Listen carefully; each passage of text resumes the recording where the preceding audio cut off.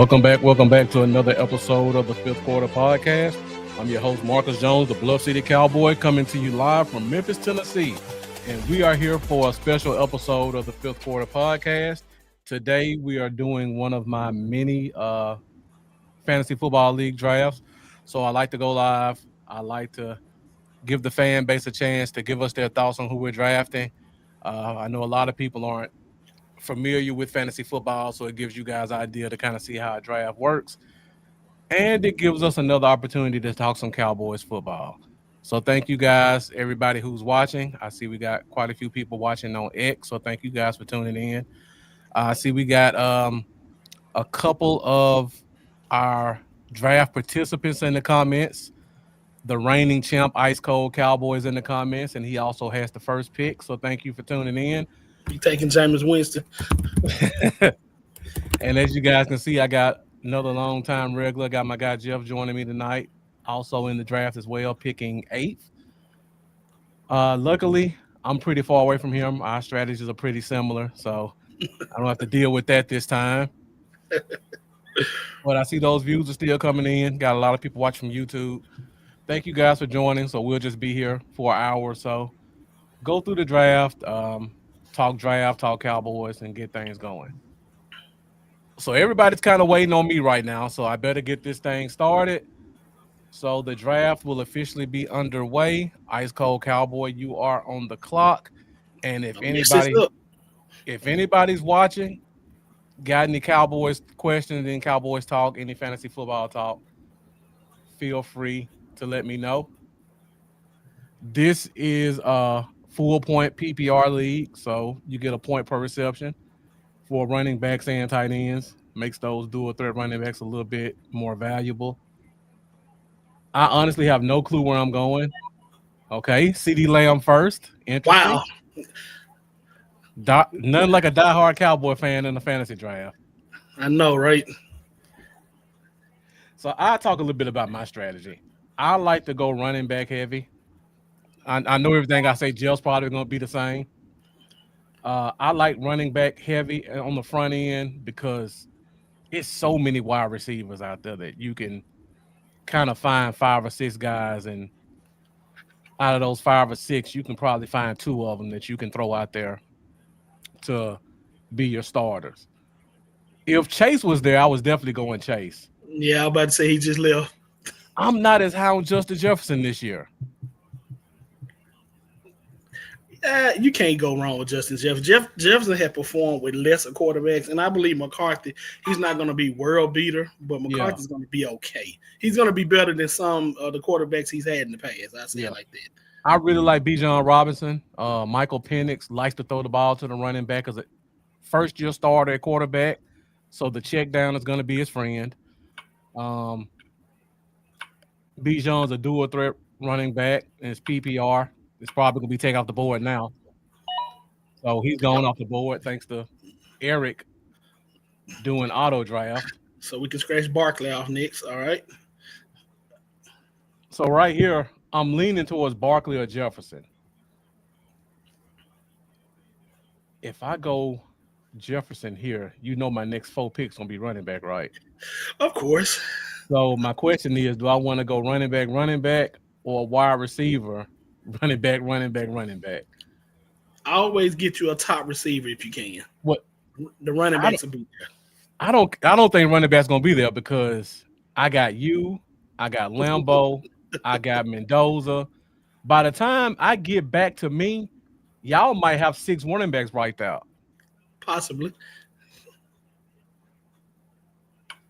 So I'm going to go ahead and get 1 running back now, even though I don't love them. Okay. And then I'll figure out wide receiver later. Okay, Spoonie. That was quick. Okay, I think I like Spoonie drafted behind me. I like Spoonie drafted in front of me. Let me see. It looks like Powell probably going to be on auto draft. So who's on auto draft right now? Justin Jefferson. So you can wipe Jefferson off the board. Tacos and touchdowns isn't here, so you could probably wipe off Gibbs off the board. I don't think they're coming in. So Jeff, let the people let the people know a little bit about your strategy without giving away who you're gonna pick. 4 point PPR. First of all, I like to read the board. I look at the guy in front of me, the guy that's drafting behind me. I think that you should always try to get you a top flight receiver, unless the board dictates otherwise. Not too running backs, not in the first round. Okay. So, my choice.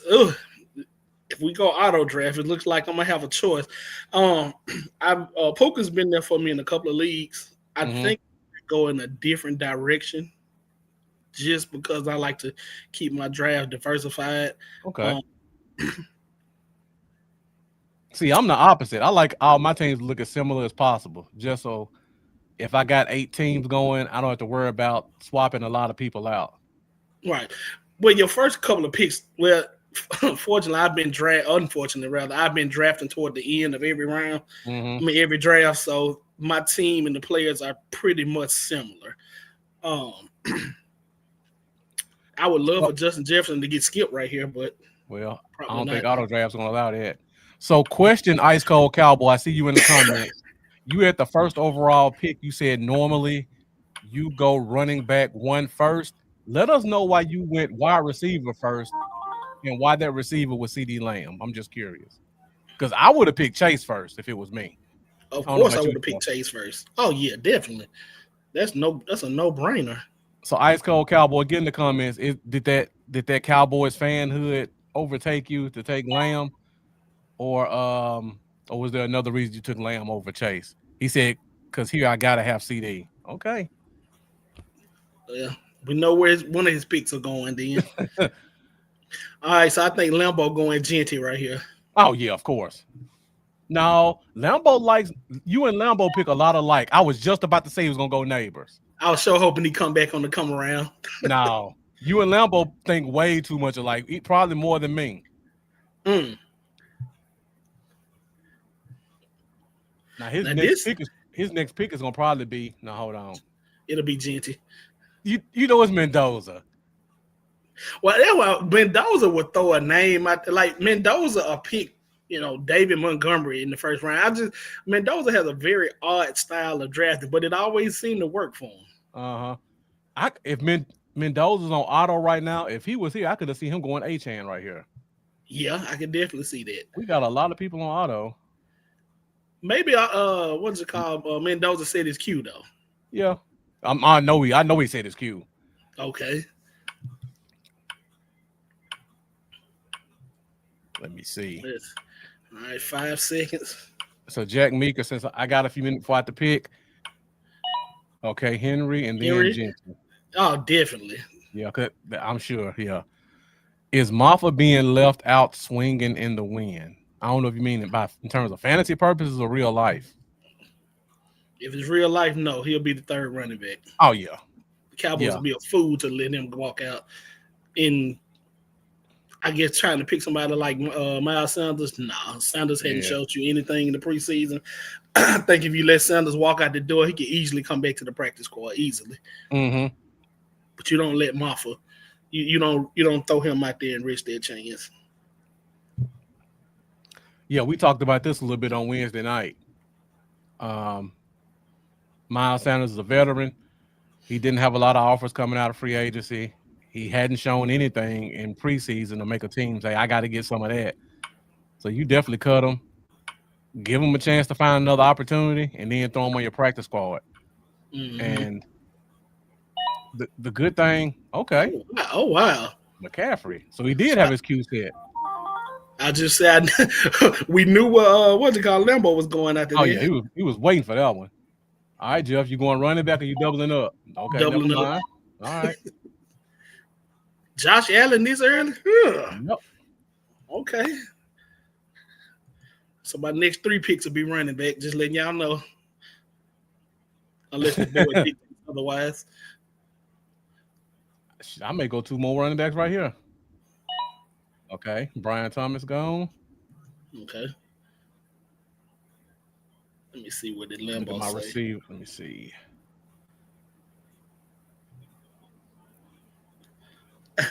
All list. still some running backs I like. I really like Drake London. I don't have Bijan. I like Drake London this year. Yeah, he just went. Oh, you took him. Okay. Yeah. I really like Drake London this year. Again, Michael Penix. I'm probably saying too much about Penix, but first-year quarterback, he's going to sling the ball around. I think Atlanta's going to be a track meet this year. So I want as many parts of that offense as I can get outside of Pitts. So with that being, I was about to say, with that being said, do you think Kyle Pitts make a final run at it, or you think he's just watching? Okay. No. London, Mooney's going to be a good pick this year. Not like starter, but if you need your second receiver off the bench, maybe even first receiver off the bench, I think Mooney would be a good guy to consider. All right, so I got to make a comment. Okay, 2 quarterbacks early. If you take Chase, why would you pick Lamar Jackson over Joe Burrow? I said go on get the stack if you're going to go quarterback right there. And why get him so early? Yeah. All right, Ice Cold Cowboy. Can we stop now, please? And tight end. Okay. I'm liking this draft already. Let's see, what's all? Who is next? Jacobs is next. No, this Charlie. Charlie not taking a running back yet. Charlie probably going McConkey. Charlie, could you please explain Lamar Jackson over Burrow if you got Chase? If you're in the comments, I would love to hear the explanation for that. Yeah, I told you it was going McConkey. You did call it. So let me go ahead and get Jonathan Taylor. I was wondering where you going, JT. Oh, yeah. Okay. I'll go ahead and say it because I know it ain't going to happen. But if Breece Hall finds his way around, I'm going to be surprised if he's on my team. Is he gone now, Jeff? Who, Breece Hall? Yeah. What I said I was going running back, this thing right here. Yeah, I mean, you doubled up on receiver. You said your next 3 were going to be running back. Okay, so we'll get this one first. Well, Lambeau probably going Hampton right here. I hope so. Or he may is that tight? No, Brock Bowers gone. Lambeau really like Brock Bowers. I wouldn't be shocked to see him go Hampton here, though. I don't know if he's that high on Breece Hall. Hey, Kamara's there. Jackson Smith and Jigba. Okay, Garrett Wilson. Wow, Jeff. What happened? Look how I just lined up for you to get Breece Hall. With the quickness. It ain't no way I thought you were going to get Breece Hall right here. You wait till this next pick. Ray McBride. Shout out to the tight ends. I know. Let's see what Lambeau's Lambeau said my week 8 gonna hurt, but oh well. Oh, it's on me already? Oh, man. All right, so looking good there. Let me see. Oh, Mike Evans just got picked. That was my next pick. Got my 1 wide receiver. Got like 3 more I really like. Running back again. I don't normally like to take rookie running backs. I was about to say you got to go Hampton right here. I was about to say, yeah. You got a coach that's gonna run the ball. I don't even think the backups practice yet. What's the name from Pittsburgh? Najee Harris hasn't practiced yet. Yeah, he's on the pup, I thought. This is gonna be a heavy run team. I'm definitely not taking Kamara. So got to get Hampton. Okay, Devontae Adams, all right. Look at the board. So I can see Hurts going to be taken by pregame sweat auto. I might get Kenneth Walker too. That would be crazy. Well, I need to be drafting where Charlie drafting it. I'm going to let you know right now, Jeff. If I get Kenneth Walker right here, I may just go in auto and lead the chat. You probably should. I'm just gonna stack a bunch of. No, he gone. I was just gonna stack a bunch of wide receivers in my queue and watch TV. You still got some good choices coming up. They gonna almost make me take Kamara, but I can't do it. I'm looking at the top. Now I got 3 good running backs. Oh, Thank you. Kamara's gone. Okay. Thank you, Ice Cold Cowboy. Well, I'm getting one of your 3 running backs of choice here. I mean, I got 3 now, so I'm good. I need to get some receivers. You never have enough running backs. Stop it. I don't like any of these receivers though. Yeah, your boy Terry, Scary Terry is there, but I don't know. I don't trust him this year. Not practicing. To me, it sounds like a hamstring or soft tissue injury waiting to happen. I don't trust that, and I don't trust second-year quarterbacks that scramble. I mean, he looked good last year, and I don't want to say he won't repeat it, but when you got a second-year quarterback and we haven't really seen his arm, you don't know what you're going to get in year 2. So I'm going to wait on receiver. Let me see. Charlie just took one of my running backs. That was probably going to be my pick. Oh, man. Since I'm so deep at running back. Pause. I can go ahead. One of your receivers is there. I can get him later, though. Okay. Maybe. Yeah. I'm looking.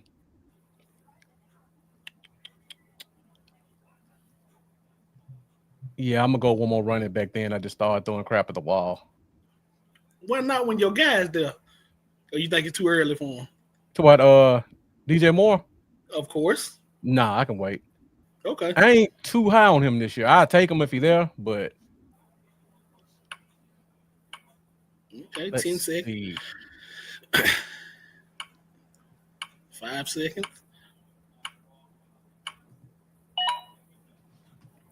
All right, good job. Good job, Marcus. Good job. I got no bell cows now. Don't worry about it. Let's see if my guy gonna make to me.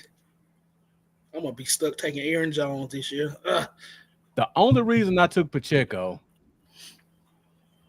because I was actually leaning towards Montgomery and Henderson because I like both of them a lot. Mm-hmm. But I'm just going with the bell cow theme right now. All my running backs are bell cows. I just thought I had one more. Boy, that was quick. They got to me. Oh, well. I appreciate that. Hey, Ice Cold Cowboy, I told you when I first started drafting, I love them running backs. Now, I can go wide receiver the next 6 picks. All I got to do is find one out of 6. Yeah, all I need is 1 out of 6 to go next to London because that flex is already full. Okay, Rice, Laporta, okay. I know Lambeau Hound Harvey. I'm just not there. Pollard, good job, Lambeau. Oh, well, come on home. Well, I was about to say, ain't no way you passing that up. Come on home, Montgomery. Man, I don't like any of these receivers. To those of you who's watching, Dan Campbell loves Montgomery. Love him. Love him to death. So Ben Johnson was the one that was pretty high on Gibbs. Not saying Gibbs is going to be a bad pick, but as long as Montgomery is in that backfield, he has a role. I hate these receivers so much, Jeff. I'm tempted to go quarterback early. And I never do that. Oh, yeah, because DJ Moore gone now. I don't see any out of the 1, 2, 3, 4, 5. Out of these top 8 receivers, I don't see one that I'd be willing to take right now. I'd rather just it's a little too go high. Running back again. It's a little too high on the receivers, I see. I can milk that running back list a little bit longer. Let me just go and get Joe Burrow, and I don't know him to do this. Oh, I never do this, but them receivers are awful right now.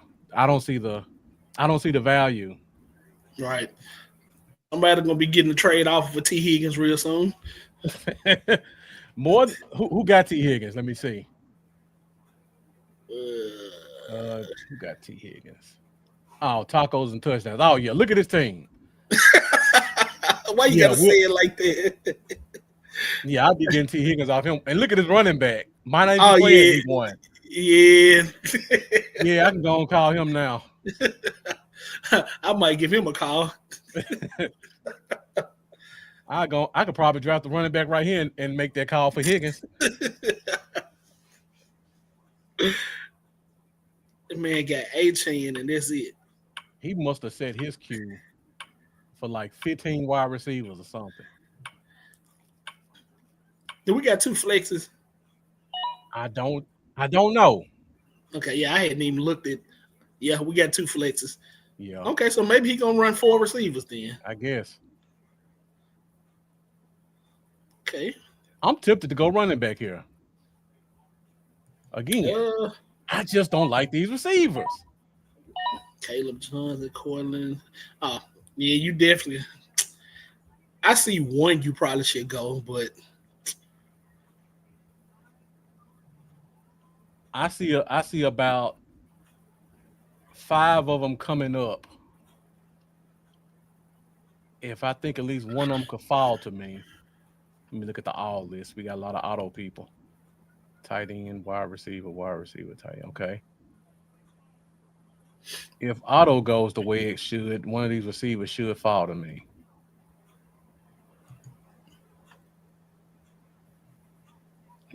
Running back list, still a couple out there. I don't even want to look at tight end. Let me just go and take a running back. I mean, a wide receiver. So looking at that list, Jameson Williams or Waddle. No, I'll probably take Ted. Okay, you like Ted? Okay.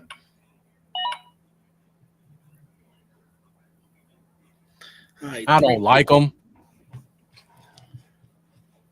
Look like you going with the snap and tap theme, huh? Pretty much. Yeah. Big body receivers. Well, I think London gonna be consistent. So all I need to do is just pick the right week. So if Ted playing against a bad team with bad corners,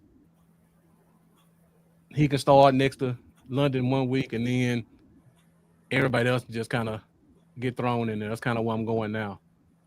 Wonder should I go running back right here? Like, I don't know what Jameis. Damn, Jeff, your last 4 been running backs. I just paid attention to that. Oh, it has been? Oh, let me go receiver then. Yeah, right. Go ahead and get Joe Mixon and put him on pup. I don't know if it's too early to take him. I don't trust a running back with a foot injury. Well, he's leaving the board soon anyway because of the autos. I mean, personally, I wouldn't touch him. Let me go with reliable. Yeah, I'm not in love with that pick, but at this point, he a bench running back. Yeah. And looking at tacos, and we can go ahead and make that call. Aaron Jones be his number 1 running back right now.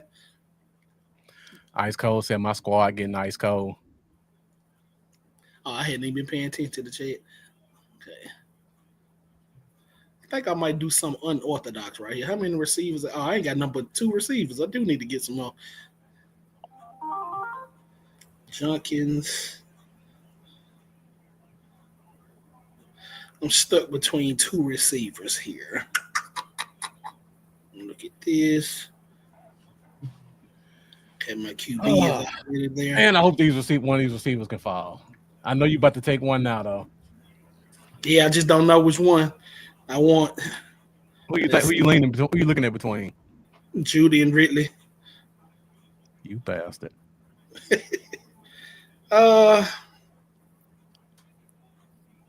I don't think you can go wrong with either one of them. I'm gonna try something different.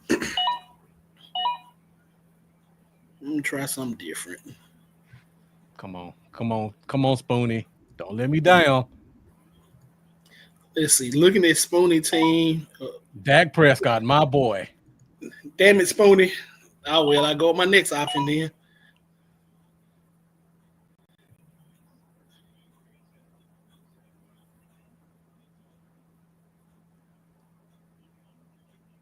I thought I had one more round for Prescott. Uh-huh. Oh, well. Let's see. I like Judy and Ridley this year, though. They both getting a ton of targets.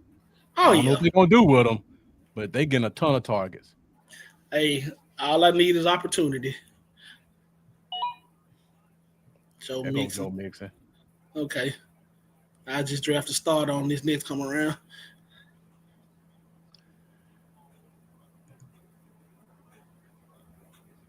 Boy, it's been how many tight ends? 1, 2, 3, 4. It's been 7 tight ends taken.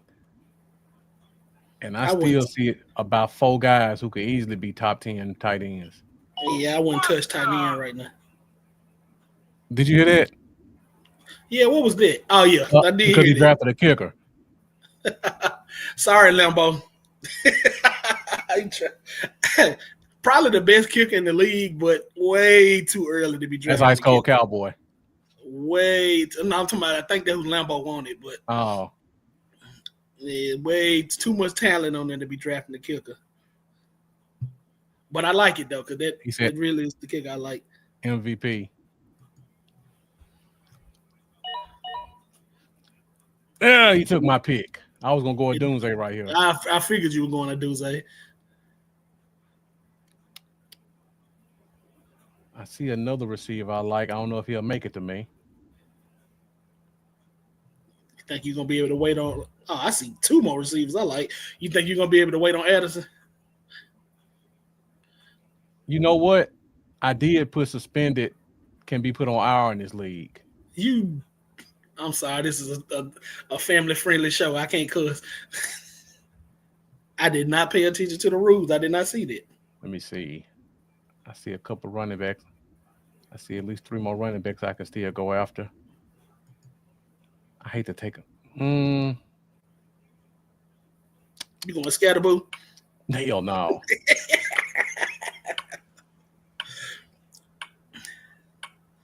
I guarantee you Mendoza go Scatterboo. Let me go and take him. Yeah, that's a good pick. I didn't look at the rules. Oh, it's on me already. So Jeff, tacos and touchdowns, 2 running backs are Achane and Brian Robinson. No, it won't be for long. It won't be for long. Let me go ahead and get my other receiver I like. Damn. You know that's who I wanted, right? It was between him or Pearsall. Back on me now.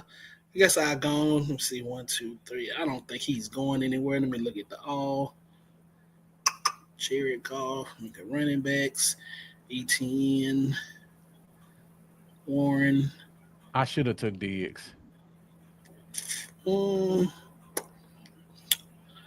Let's see.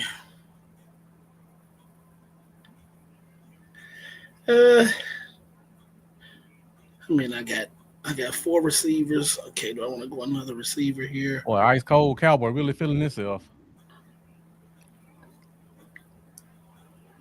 Oh well, I never do this. Debo? Yeah. Not a bad defense. Defense this early. The only reason I took Debo is because I don't know what McLaurin gonna look like, and Debo might be the next best thing.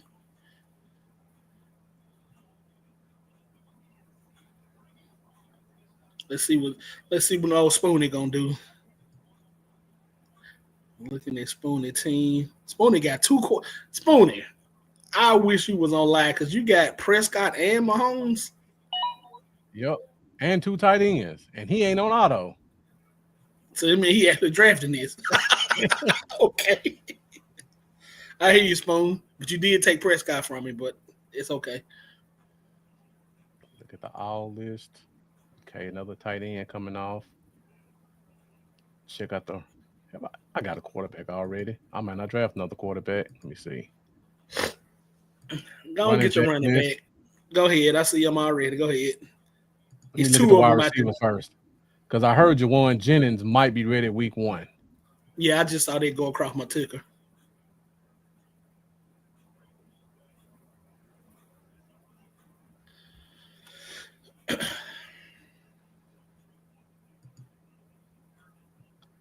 If he's ready week 1, that's not a bad pick for a couple of weeks. That's not a bad pick at all. Okay, ETN. I was wondering what you're gonna make it back around to me. Nah, he wasn't. Okay. Let's see. Look at these running backs. Okay, Godwin gone.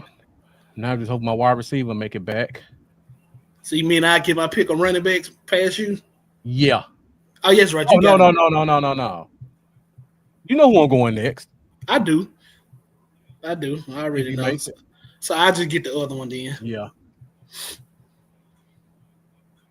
I forgot Ice Cold Cowboy watching. I would say who the running back is. But looking at how he drafts, he's not listening anyway. Ice Cold Cowboy, if you cash at me 25, I'll tell you who you going.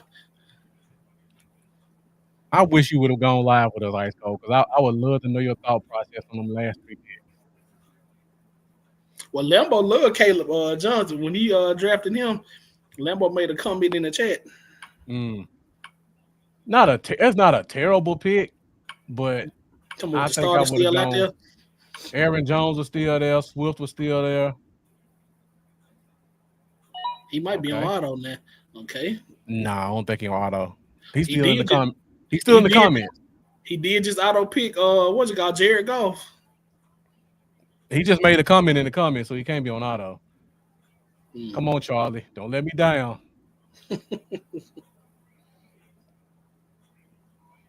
Hey, Charlie, Njoku out there. Go ahead and get him. Is Charlie on tight end yet? Keon Coleman. All right, let me go ahead and get Dobbins. I just say it just failed to him. God. Yep. Oh, boy. Starting running back in Denver. 5 rounds later than Lambo got his. Okay. So I'll go ahead. Let's see. I want the running back first. I'm not mad at Braylon Allen, Spoonie, but I don't think that should be your second running back on your team. Don't worry, Braylon Allen coming home real soon. No, Spoonie just drafted him. That's what I'm saying. Braylon Allen coming home. Looking at his team, we got to trade. I told you that Mendoza was gonna take Scatterboo. I told you. You did say that. You said that. Oh, I got a tough decision right here. Lambo gonna make it easy for you. Now I wonder, should I go and get my quarterback now? Well, it's another running back out there I like.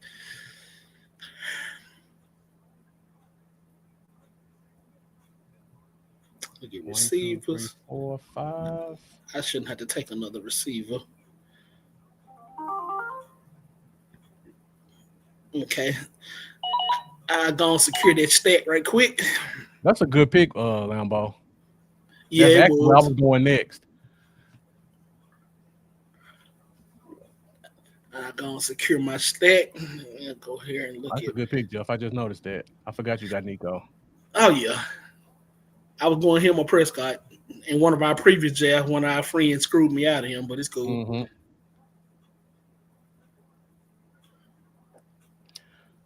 So Spoonie 2 running backs are Kalen Williams and Allen. Yeah, you might have gone. Aaron Jones will be going to him real soon.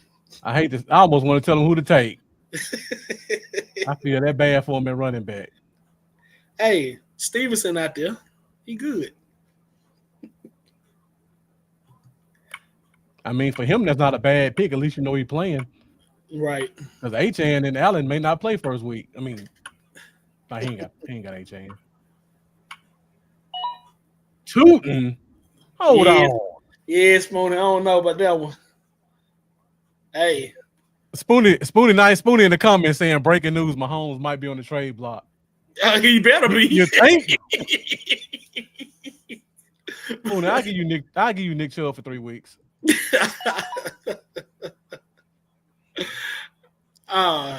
Since we got you in the comments, Spoonie, please explain your last 2 picks.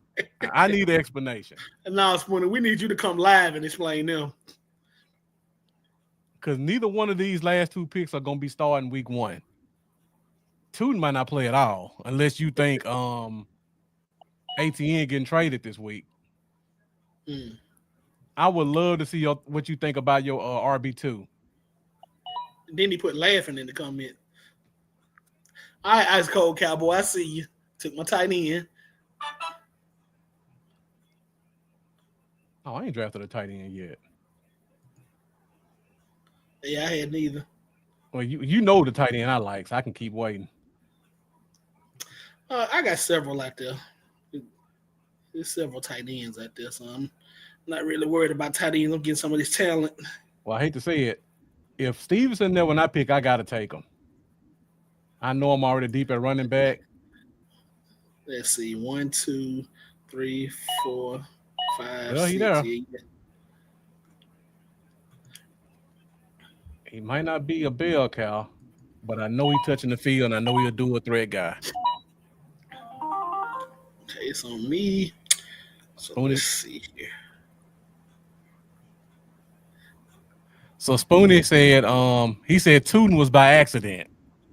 Nah, there wasn't no accident, Spoonie. You ain't gonna give the benefit of the doubt, huh, Joe? Nah, not at all. Not at all. He said he thinks Brees Hall on the trading block. That's why he took Braylon Allen. Go ahead and get me another running back. I'm not in love with that pick, but looking at some of these teams. You don't know who the starter was in Washington. Everybody speculating is Krosky. Yeah. But a 7th round pick, starting off week 1, don't know if he can pass block with your rookie quarterback. Yep. And Eckler will do a threat running back too? No, that ain't guaranteed. Nope. He might be your first down running back, down 2 through 4. That's all effort. Yep. And again, we're working on bench running backs now. Yeah.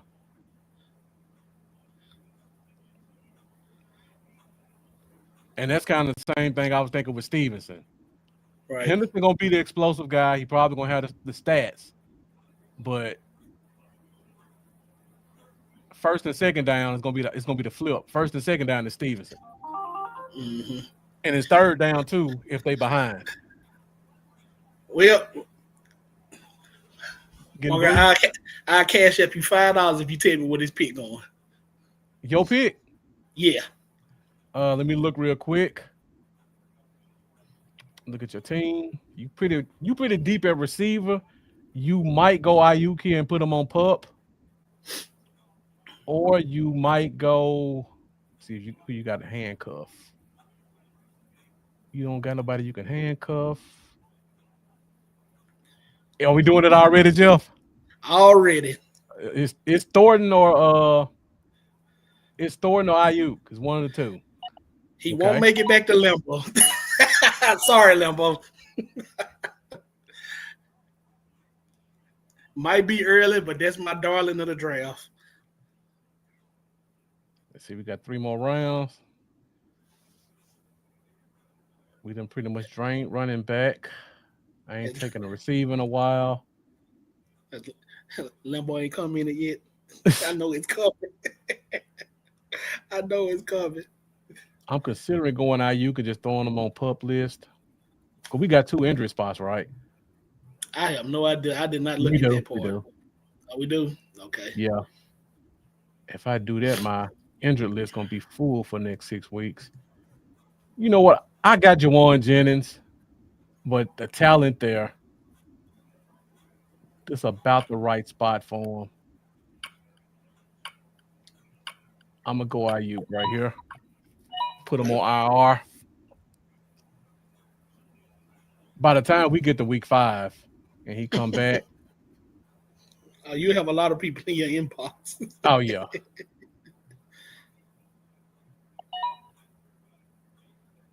Okay. With the Jaden Blue pick. I guess I'll go ahead and get my tight end now. This might be the first draft I don't have any Cowboys. Me too. And my defense just went. Okay. I might draft the defense this draft. Let me look.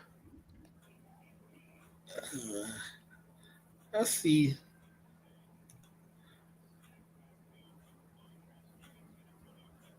Is Denver defense gone? Yep, of they course. Gone. I'm not in love with any of these defenses, though. I'm not either. Look at these kickers. Oh, I don't have a kicker, do I? My kicker is still there. Let's see. Well, I got 2 draft spots that's gonna open up after the draft. I got 2 kickers just there. Okay, cool. Yeah, I got 2 kickers too. Damn, we probably look at the same kickers. Hey. One AFC, one NFC. I'm looking at 2 AFCs, but let me look again. One of mine might be that in. Let's see. Oh, I see your NFC kicker. Don't worry about it. We gonna get my tight end. Okay. You really in love with him this year, right? I'm real high on Zach Ertz this year.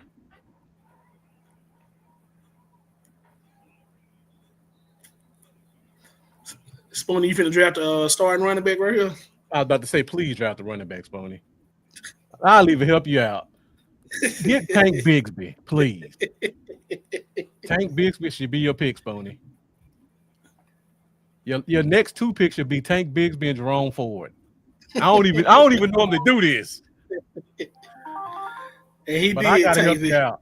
I gotta help you out, Spoonie. I'm wondering, should I take the one-eyed monster right here?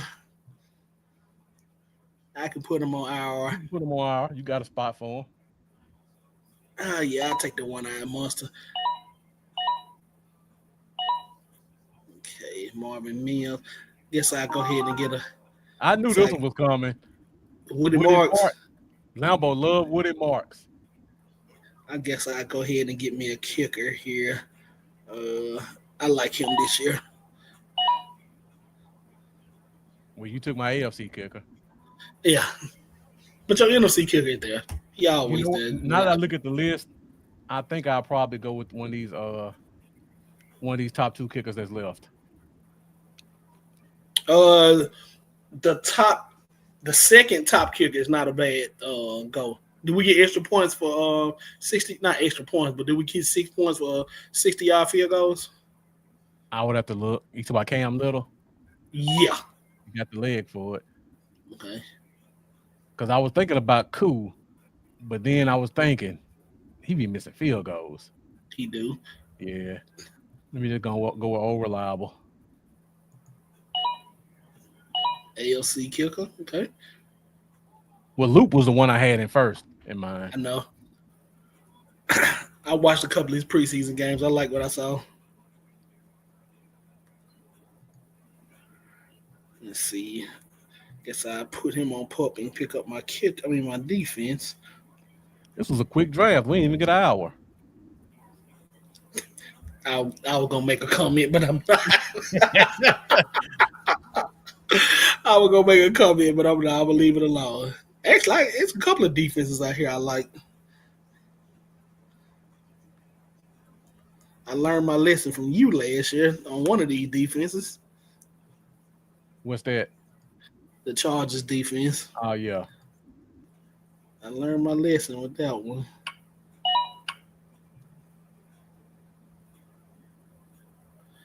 All right, Ice Cold Cowboy, where you gonna end us out at? Where do you go? Adam Thielen. It's a good pick. Last pick in the draft. Oh yeah. Let me just glance through the teams real quick. I didn't pick up a tight end. I thought I drafted one. It's plenty. I need to go. Let me go and hit free agency while I talk. I gotta make a couple moves to do it on my phone. All right, we only have 45 minutes, Jeff. We can go through the teams real quick. We'll start with Ice Cold Cowboy. If anybody who was in the draft wants to log in and join us, let me know.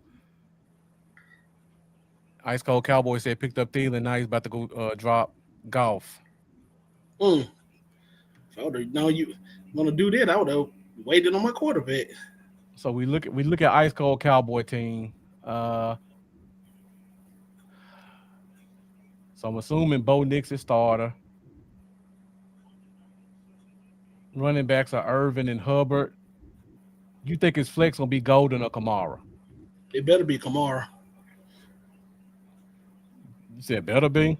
It better be, yeah. Okay. I think their offense is gonna be so horrible this year that they're gonna force feed Kamara. So that's why I think that's gonna be that he's gonna get the volume. I say it like that. He's gonna get the volume. He said Kamara is. Of course. That's a smart man. This ain't my favorite team, but looking at the rest of the draft, it's a playoff team, which is surprising to say. Okay. Y'all move fast. I gotta start moving. I had to go ahead. I'm gonna have to figure out my defense. I figured out. All right, move my guys to the IR. Now I go get my defense. I tell you a defense I really like once I Pick yours up. yeah, if they ain't got picked already. Sorry, Gap. Did somebody get them? No, they didn't.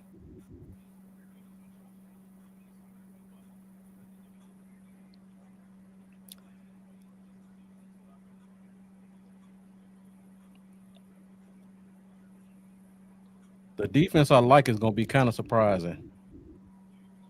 Let me go ahead and see what we got available. I don't think you would get this one. I just need to check the team real quick.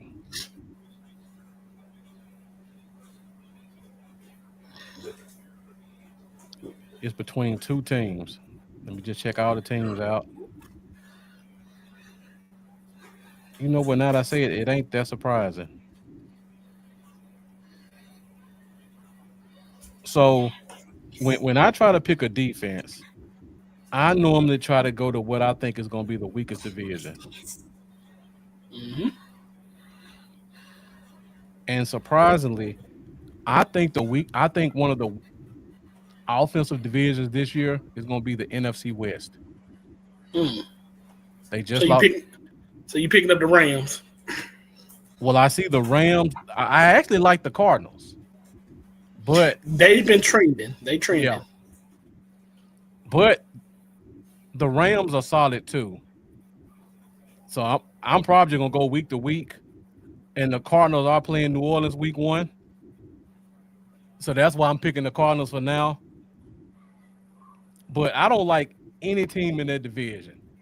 The Rams got Matthew Stafford with the back injuries. Seattle lost their starting quarterback, they starting receiver, new head coach. The Niners dealing with injuries all over the offense. And then who's the 4th team I'm missing? Rams, Niners, Cardinals, Rams. I missed the Cardinals. Yeah, the Cardinals. I said the Seahawks. I said the Rams with the offense, and then the Cardinals are the Cardinals. You don't know what you're gonna get with Kyler Murray. They ain't got no receivers outside of Marvin Harrison. So to me, I just think that division is just full of bad offenses, except for the Rams. And if Matthew Stafford's back go out, then they bad. So I just do a flyer throughout that conference. And I think they play the NFC South this year. So as long as you're not playing the Falcons, you got like 9 good fantasy games out of that division. I'm going with the Cardinals first, and then after that. Oh, Seahawks. I said the Seahawks, Joe Flacco. They just lost their starting quarterback. They just lost their starting receiver. They just lost Pete Carroll. Kenneth Walker's already hurt. Their left tackle's coming off the season-ending injury. So you talking, what's that, 5 out of the 11 starters who are either gone or coming back off major injury? And who's their starting quarterback? For who? Seahawks? Seahawks, yeah. Sam Bradford. Not Sam Bradford. Not Bradford. Donald. Sam Donald's a starting quarterback. So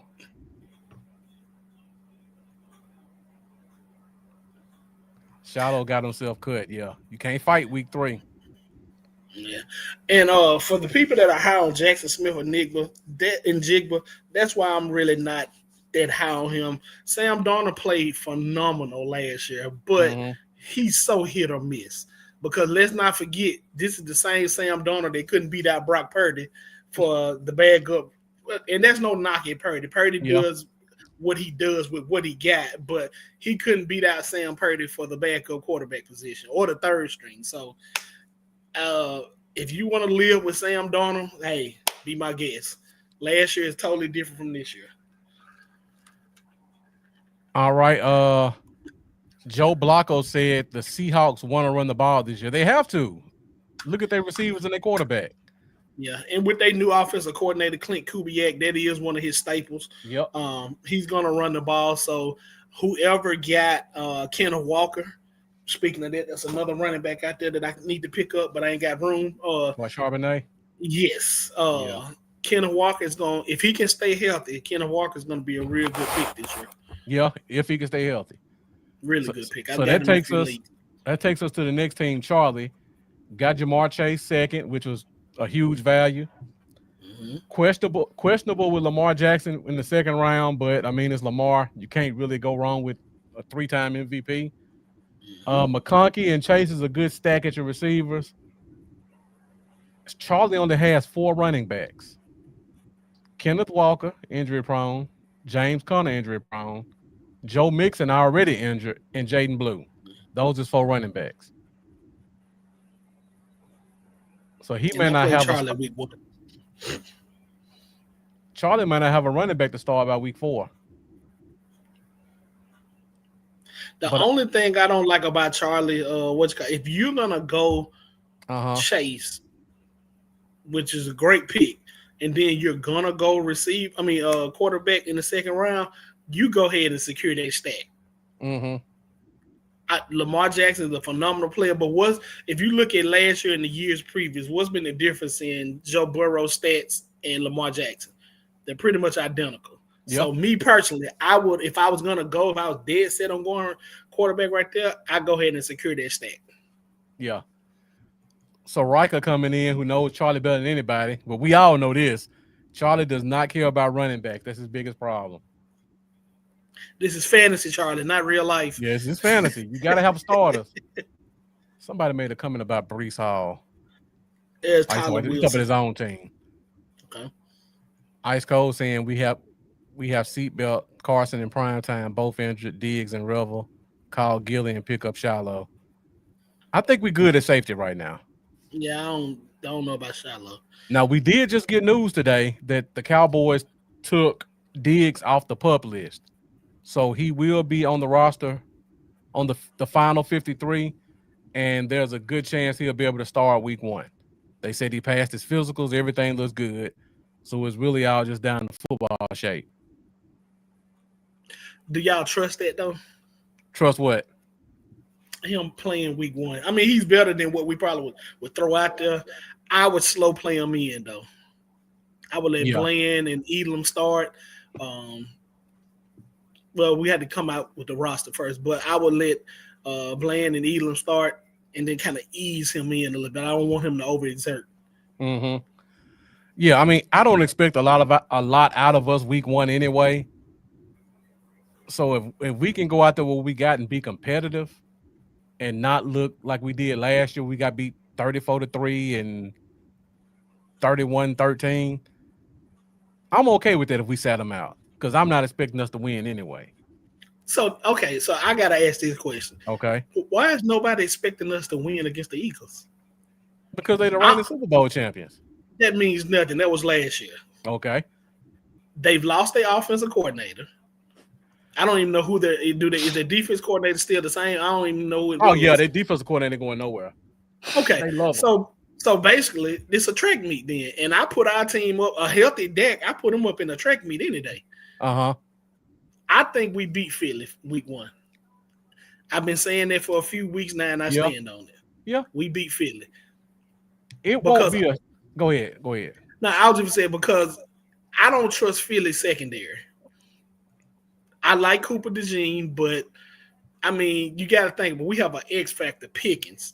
That's something we've never had, and we went toe-to-toe with them, I think with the second game, not the first one, last year with Cooper Rush and CeeDee Lamb, and that was it. We didn't have anybody to take the pressure out. I think they're going to have a hard time stopping our offense. I could definitely see that, and I said this last year when we did the fantasy draft, when I picked Saquon Barkley, which everybody knows I hate Saquon Barkley. Mm-hmm. When you look at Kellen Moore, he believes in running the ball. And I know the fan base didn't want to believe that, but he did. And when you gave him Barkley, he was going to run him into the ground. I don't know if there's another offensive coordinator who's going to do what they did with Barkley last year, even though it worked. Because these offensive coordinators all have egos, and they don't care if they had the reigning MVP on whatever side of the ball they on. If he doesn't fit into their scheme, they're not going to change their scheme for him. It's only maybe 3 or 4 offensive, defensive coordinators in the league who would change their scheme based off talent. Everybody else, this is what I do. You got to find your spot in it. I just give us a chance. I don't know. Maybe it's the diehard Cowboy fan in me. I think if we could get it together at the D tackle position, I think that our defense could hold up against Philly's offense. Yeah. I really do think that because we have a lot more athletic linebackers now. I don't believe anything is going underneath. I don't really believe anybody's going to be able to get over the top of us. And then our defensive scheme, we scheme against the deep pass anyway. Yeah. And so our linebackers are athletic enough to stop all that intermediate stuff. It's just the D tackle. Which, I was about to make that point, yeah. Yeah, it's just, and I don't know if y'all guys been watching Mozzie. Mozzie may be cut like Tuesday. I know he's a former first-round pick, but what has Mozzie gave you or given you in this preseason that Winfrey hadn't given you in 3 games? Yeah. And we picked Winfrey up off the street. Don't be surprised if you see Mozzie. Matter of fact, I'll be relieved if I see Mozzie cut. Or perhaps his defensive coordinators in the league and want to trade for him. I don't know. But I've seen enough of the Mozzie experiment. This is terrible. But what really makes me mad is that the Eagles traded – not the Eagles, the Vikings traded. What was it? What's his name? The big white guy. You talking about Harrison Bryant? I thought that was his name, but I think that's the tight end from what's it called from. But his Harrison something. I don't know. It might be Phil Harrison something, Bryant something. I don't know. But anyway, you got him for a 6th-round pick. Harrison Phillips. Yeah, there it is. Name. Dallas, we couldn't make that call for a 6th-round pick. A 6th-round pick. And all we need for him to do is don't get pushed back, stuff up the hole. That's all we need. Yep. And Mozzie can't do that. And like I said, Phillips just went for a 6th-round pick.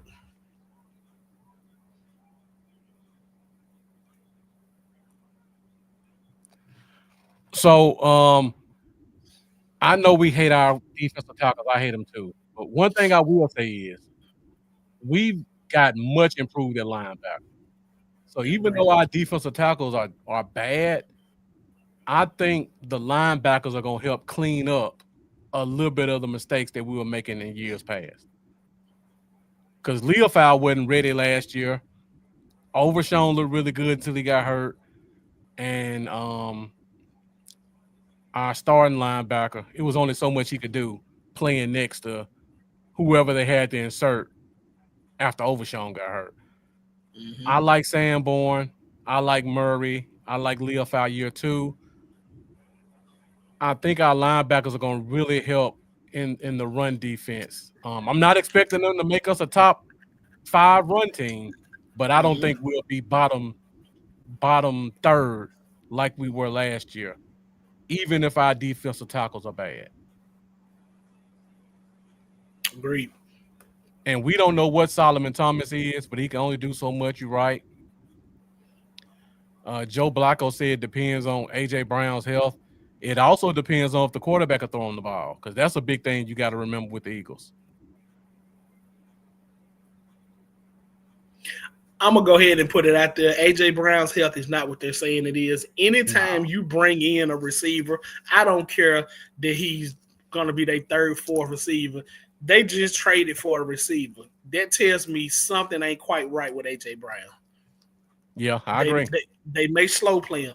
It could be a lot of running the ball week 1 to try to mask, him. The Jets traded Derek Nottie for.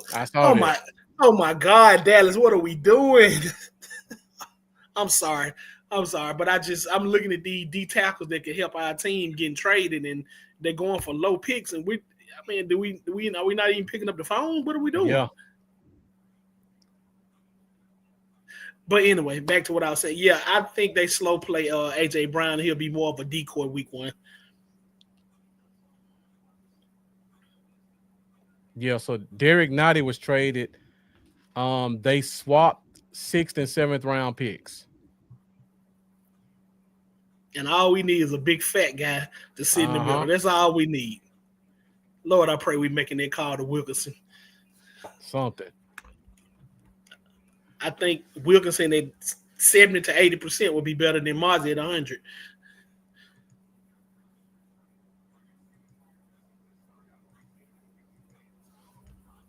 I'm sorry, we got all off. We were talking about teams. Yeah.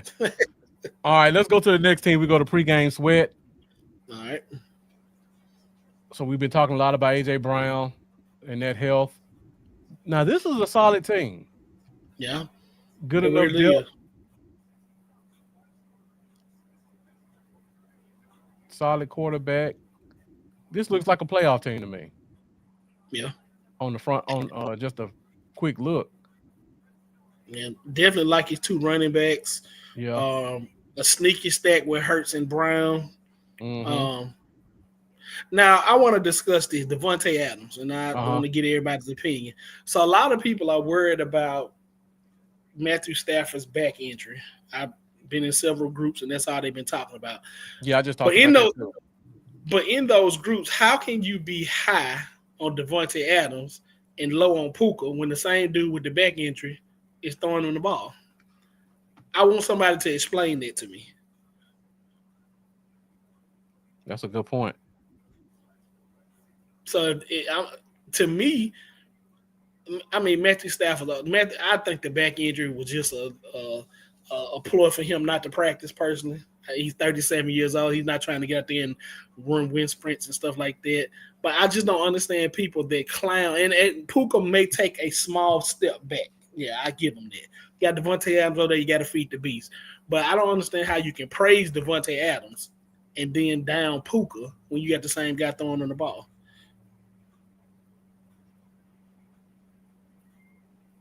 Charlie just picked up Isaiah Bowen. Joe Blocko, you asked the question. Our league is 2 running backs, 2 wide receivers, and 2 flex positions. And then he also answered the question. He said, because Devontae is cheaper to draft. I get that, but what I'm saying is a lot of people, and it may not be you, Joe Blocko, a lot of people are saying that Puka's should be 2nd, 3rd round, and they're saying Devontae is the number 1 option. He's going to have an impact on that offense, yes. I just don't see him coming in and just taking all the shine from Puka. I just don't see that. Joe, Charlie in the comments defending himself. He said, how do I talk about him only having 4 running backs and Eric only has 3 and he's a playoff team? We ain't got to him yet. Or are we on Eric now? I just said Eric had a solid team. The reason is Eric has the number 1 running back. He has another solid bell cow. And then ATN, to Jeff's point, he could be traded or it could be getting ran into the ground because this is last year. When you look at your team, Charlie, Mixon's on IR right now. Blue might be on IR. James Conner could get hurt at any point, and Kenneth Walker's hurt right now. So 3 of your 4 running backs are all injured as of right now. It's not that his running backs are better. All 3 of his running backs are starters who we know going to play week 1. We have a serious question whether or not you have 2 running backs that's going to be out there week 1. Not saying your top 3 aren't good running backs, but one of them's definitely not playing for half the season, and the other one might not be ready week 1. Only concern. I would help Charlie out. Charlie, put both of your players that's on IR and then go from there. Well, if you see what I see, go from there.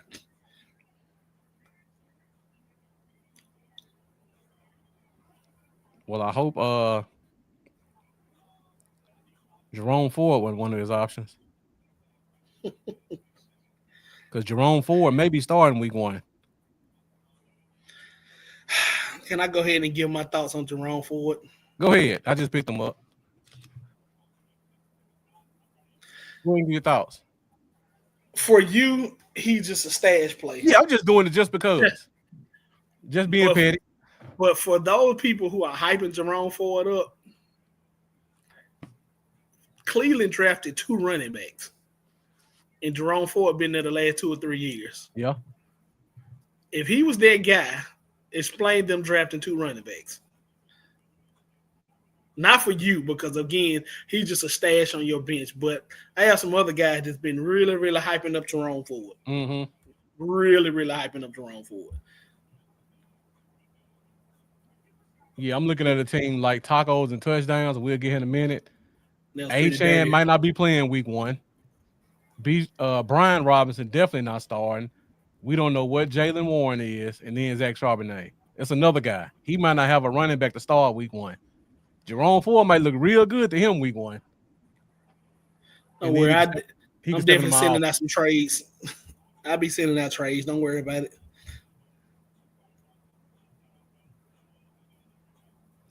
All right.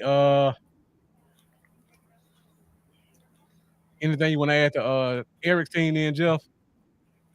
No, pretty solid. I think it's a solid team. Yeah, I think it's a solid team. Definitely probably a playoff contender. Definitely. So we got 6 playoff spots. Yeah. Just quick scan. I can already see the 6 playoff teams in one maybe. But Eric's definitely on the list. Mm-hmm. No more receiver in Baltimore. Worried there's going to be one kid 60-yard touchdown away. Yeah, pretty nice team. Now with my team, I love my running backs from top to bottom. Stevenson is the only running back on my team right now that I don't think that's not going to be the bell cow. Everybody else, I think week 1, you can expect 15 to 20 carries. And that's what I look for at running back. I love Drake London this year. I think he picks up where he left off from last year. And then at wide receiver, I'm really just throwing crap at the wall and seeing what sticks. So week 1, I'm probably going London and Judy. Yeah, I was about to say I would start Judy week 1. Yeah. Definitely. And then after that, I see what Ted looks like. If I can ride out to week 4, I think Addison is going to probably put his name in the hat for starter. But London is a definite, and then Judy, and then probably week 3, I see what Ted and Jawan look like. And if I hold on to Ayuk till week 7, Ayuk could be a playoff wide receiver for me. But if I can hold my roster, I'm not expecting anything else from him. But more than likely, I'm going to make some trades. So if I don't like Jennings, I can already see Jennings and Dobbins will probably be pulling a T. Higgins type player at some point. If you watch it, Tacos and Touchdowns, after week 2, you could expect to see my name in your inbox. Spoonie said I'll be a hawking free agency for running back. You ain't got to, Spoonie. You ain't got to do that at all. He'll be a hawk. Yeah. No, Spoonie, I got Aaron Jones for you right now. No questions asked. Spoonie, whatever running back below Hampton, along with any wide receiver, you can get them, and just we could talk about Harrison or Thomas. So we just talked. Anything about my team you don't like, Jeff? I'm just curious. Your wide receiver too, but Judy's gonna be all right. With Flacco being named quarterback, yeah, Judy gonna be all right. Okay. So my star lineup for you would be Burrow, Barkley, Taylor, London, Judy, Ertz, Hampton. Yeah, that'll be pretty much my starting lineup every week until otherwise proven. Yeah. I'm going to watch running back. Yeah, I'm going to watch Dobbins, though. I think Dobbins is going to explode early in the season. So Pacheco might get pulled out. But outside of that, yeah, you're right. Yeah. But no, solid team. If you figure out how to get T. Higgins, or if you even do the immaculate pull out Chase, yeah, we probably all just be watching this championship run. So Ice Cold said Drake was a no-brainer when Marcus was up. Where was Drake taken? Drake? He had to be what, Drake? third? No, you got Drake. You talking about Drake London? Oh, I thought he was talking about the quarterback, Drake May. Nah. Oh yeah, absolutely. Yeah. Yeah, there was no other person to go with at that point. I'm just trying to figure out how you gonna put Michael Penix on your team. It's coming. Don't worry about it. I'm just looking to see who you're gonna package. You're gonna open up a spot, and Michael Penix is gonna be your bad. I mean, I just picked up Jerome Ford, so if Judd can sign his contract before week 1, that's who's gonna get dropped. I'm just really holding Ford for insurance. Understood. Or if I start paying attention to Brown's practice and it looked like Sampson getting way too many carries than he should, I'll go ahead and pick up Penix. Yeah, solid team though. Joe Blacko said McMillan over Higgins, in my opinion. No. I'll say this, and I keep saying this. If you got Joe Burrow as your quarterback, any piece of that offense that you can get, whether it's Chase or T. Higgins, you make that trade. Now, the thing about it is Chase is probably going to be on more than Higgins. But on them games where Higgins hit it, we saw plenty of them last year because I had Joe Burrow as my quarterback. Mm-hmm. If that's your wide receiver 2 or a flex, I mean, you ain't losing on that.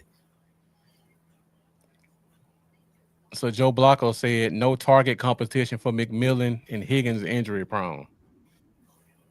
But I agree with that. But again, the Bengals has no defense at all. No, yeah. It's gonna be a track meet every time they play. Every time they play, 1st to 30. Yeah.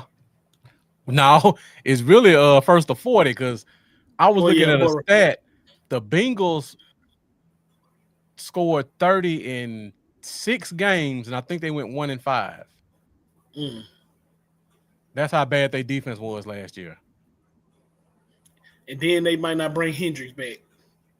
Yeah. Hendrickson, I'm sorry. Yep. Yeah, it's gonna get even worse. Yeah. Yeah, Burrow gonna be throwing that ball for his life. Yeah. Ice Cold making the case for Jalen Higgins, the rookie. Joe Blacko must be a closet Panthers fan. He got Bryce Young stock going up. Shout out to Bud. Hey, T. McMillan on my team.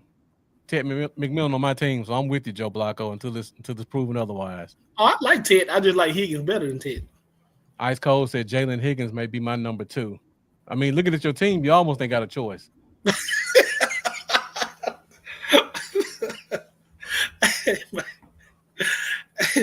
What kind of beef you got with Ice Cold, man? I ain't got no beef with him. You coming in the team hard, man. He the only one in the comments. I'm just reading the comments. I wouldn't trust Golden. Don't worry about Ice Cold. Come to my inbox. I got you. If I were you, I would probably go Higgins week 1. I wouldn't trust Pittman. Definitely can't trust Thielen. So yeah, Higgins probably should be your wide receiver week 1.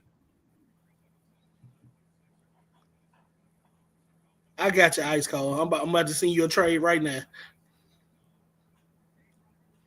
Now, if you can wait on Addison, Ice Cold, I may be able to put something together for you. Just let me know.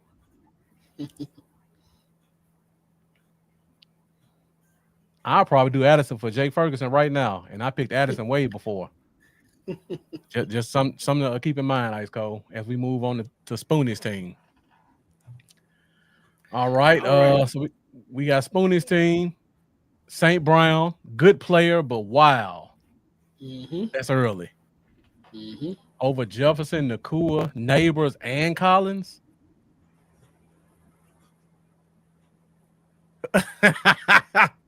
Charlie said us analyzing these teams remind me of other Cowboys content creators analyzing the Cowboys, and Bluff knows that's not a compliment. I know that's not a compliment. Hey, Charlie, we do this every year. It's commentary. That's all it is.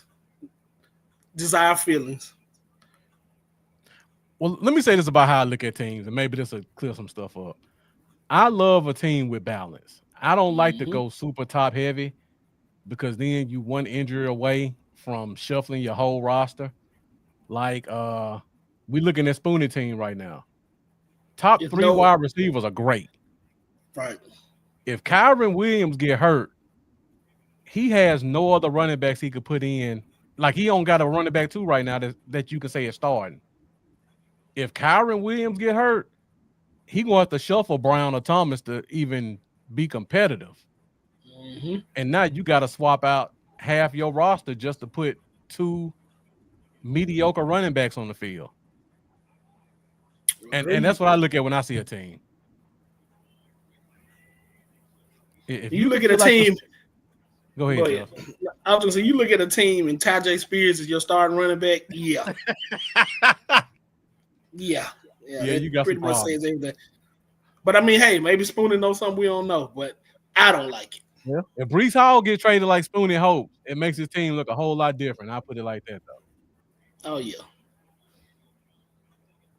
Receiver solid, though. I wouldn't have gone St. Brown that early. St. Brown wouldn't have made it past you in the second, though, Jeff. But of course not. I would have probably rather had Jefferson and Thomas than St. Brown and Thomas. But yeah, that running back spot, Kyron Williams. Other than that, so we got 2 running backs, 2 wide receivers, and 2 flexes. So he's gonna go all 4 of these receivers as his starters, right? And then starters and flex, and then Kyron Williams, and then whoever he thinks can be his running back too. He ain't got to think. I got Aaron Jones for him right now.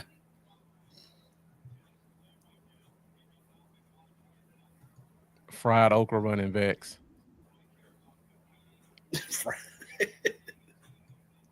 I need steak and running backs. I agree, Ice Cold Cowboy. I agree. Now, if something happened and Breece Hall gets hurt or Breece Hall gets traded, Spoonie team look a whole lot different. Can we stop wishing hurt on and trade on Breece Hall, please? Oh, my fault, Jeff. I know. I got him in a few leagues. I personally think they run Breece Hall in the ground this year. I ain't saying Braylon is not going to have a spot, but running backs in their last year of their contract and they talking about trading them. If they don't trade them, you have an incentive to run them in the ground. And I think that's what they're going to do because I don't know if y'all have seen Justin Fields lately. Yeah. I don't think they would have a choice but to run the ball. That's true. That's definitely true. All right. Go to Paul team next. All right. Paul got a nice team. That's Dakaholic. No, I am P Stu. Okay. Right past Tim. Gotcha. Okay. Right here. I'm just looking at them lineups. I mean the matchups. Yeah. Okay. Josh Allen, Gill, Chase Brown. Definitely a top heavy team.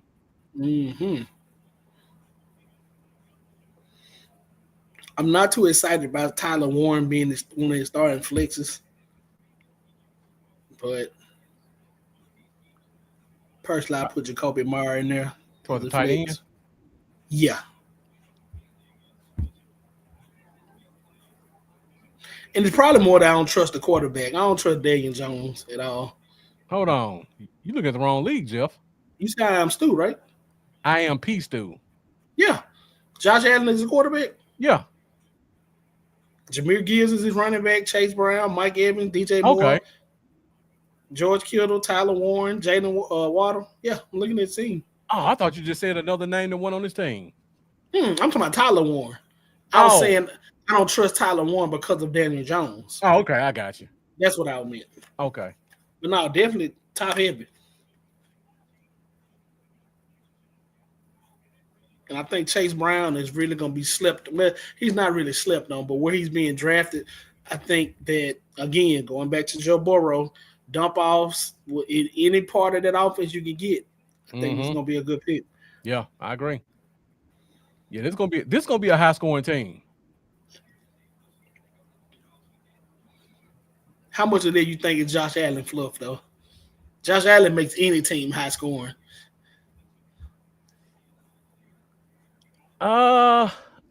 You just talked about Brown. I think Brown and Gibbs gonna look like the same type of guy. I don't think Gibbs gonna have the year he had last year, but I think Gibbs is gonna still be a 12 to 15 point a week running back. But I think Montgomery gonna probably get about 12 too, because last year Gibbs was getting like 19 a game. So I think he got two really good running backs that's dual threat. I like the receivers. He gonna be kind of like me. You got your number one in Evans, and then number two, you just got to play the matchups. You'll plug more in right now, and then see what you get from Myers and Waddle. Yeah. Waddle got a pretty good schedule too. Yeah, really good schedule. As long as Tua stays healthy.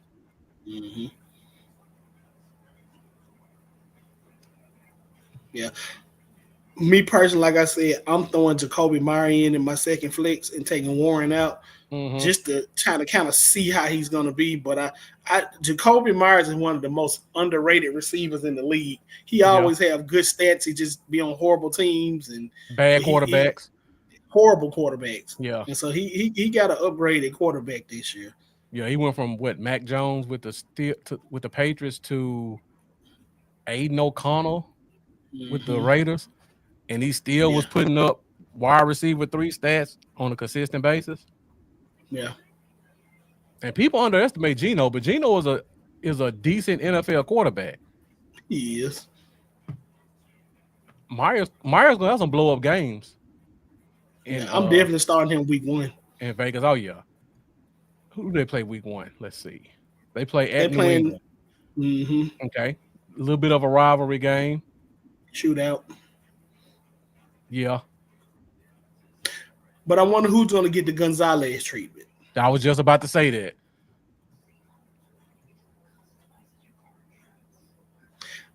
I think they have to put Gonzalez on Myers. I still, again, with bad quarterback play, he still put up decent numbers. So I'm still starting him. I wouldn't be shocked to see Gonzalez go in there and guard Bowers. If they're smart, He a big corner, and that is their best receiver with the Raiders.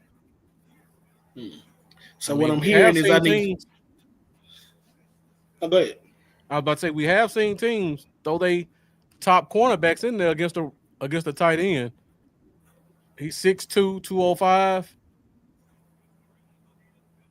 If Bowers is the guy, you might see him go inside a little bit. So that might open some stuff up on the outside. So what you're saying is I need to start throwing week 1. Gotcha. It wouldn't be a bad one. Well, I say this: if you into gambling, sports gambling, if the over under on throwing is under 30 yards, however much money you got to spare, because he's a rookie and Vegas doesn't know yet. Whatever money you got to spare, take the over. Because you might be cashing that out within the first 2 drives.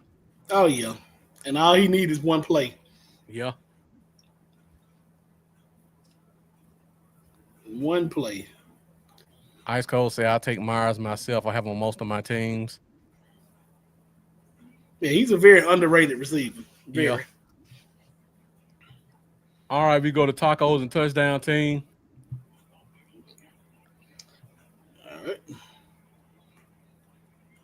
A lot of big names at receivers.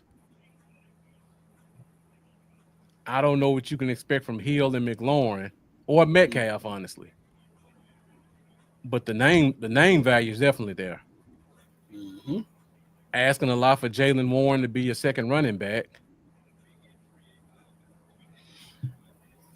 This one of those teams, and I know you're going to say I'm picking on them again, but this one of those teams like Ice Cold Cowboy had last year, where you look at it and the pieces don't look like they go together, but then once the season started and dominoes start falling, a lot of those players turned out to be putting some good opportunities. Like a Zach Charbonnet may start 5 or 6 games this year. Brian Robinson may start half the season. people high on Caleb Johnson, but I talked about this earlier with Stevenson.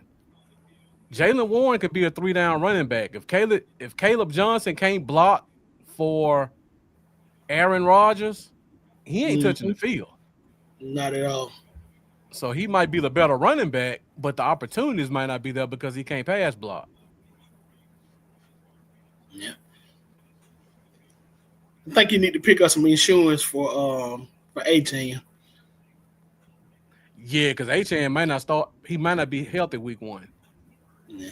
If I'm him, I'm dropping McCarthy or Loveland, and I'm picking up some insurance just in case. He could drop both of them, Jeff. Ain't nobody looking for McCarthy. Not until they see him play week 1.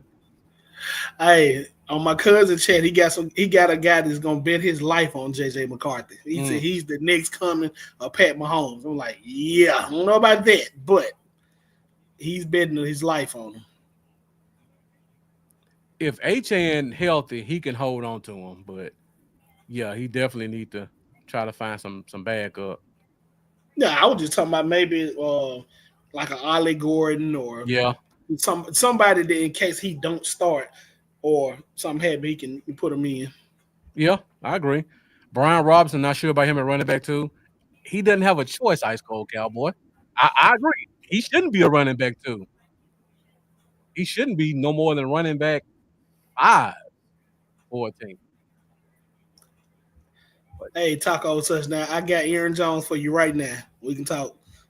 This basically me and Jeff just setting up trades for next week. We can talk. I got you. Matter of fact, I even make the deal real sweet. I give you Jones and Mason. So no matter what happens, you got the starter. But and who would you want in return for that? I ain't gonna tell him who I want in return. Oh, okay. Yes, I will. I'll take T. On a good day, I'll take Tyreek, but I'll take T.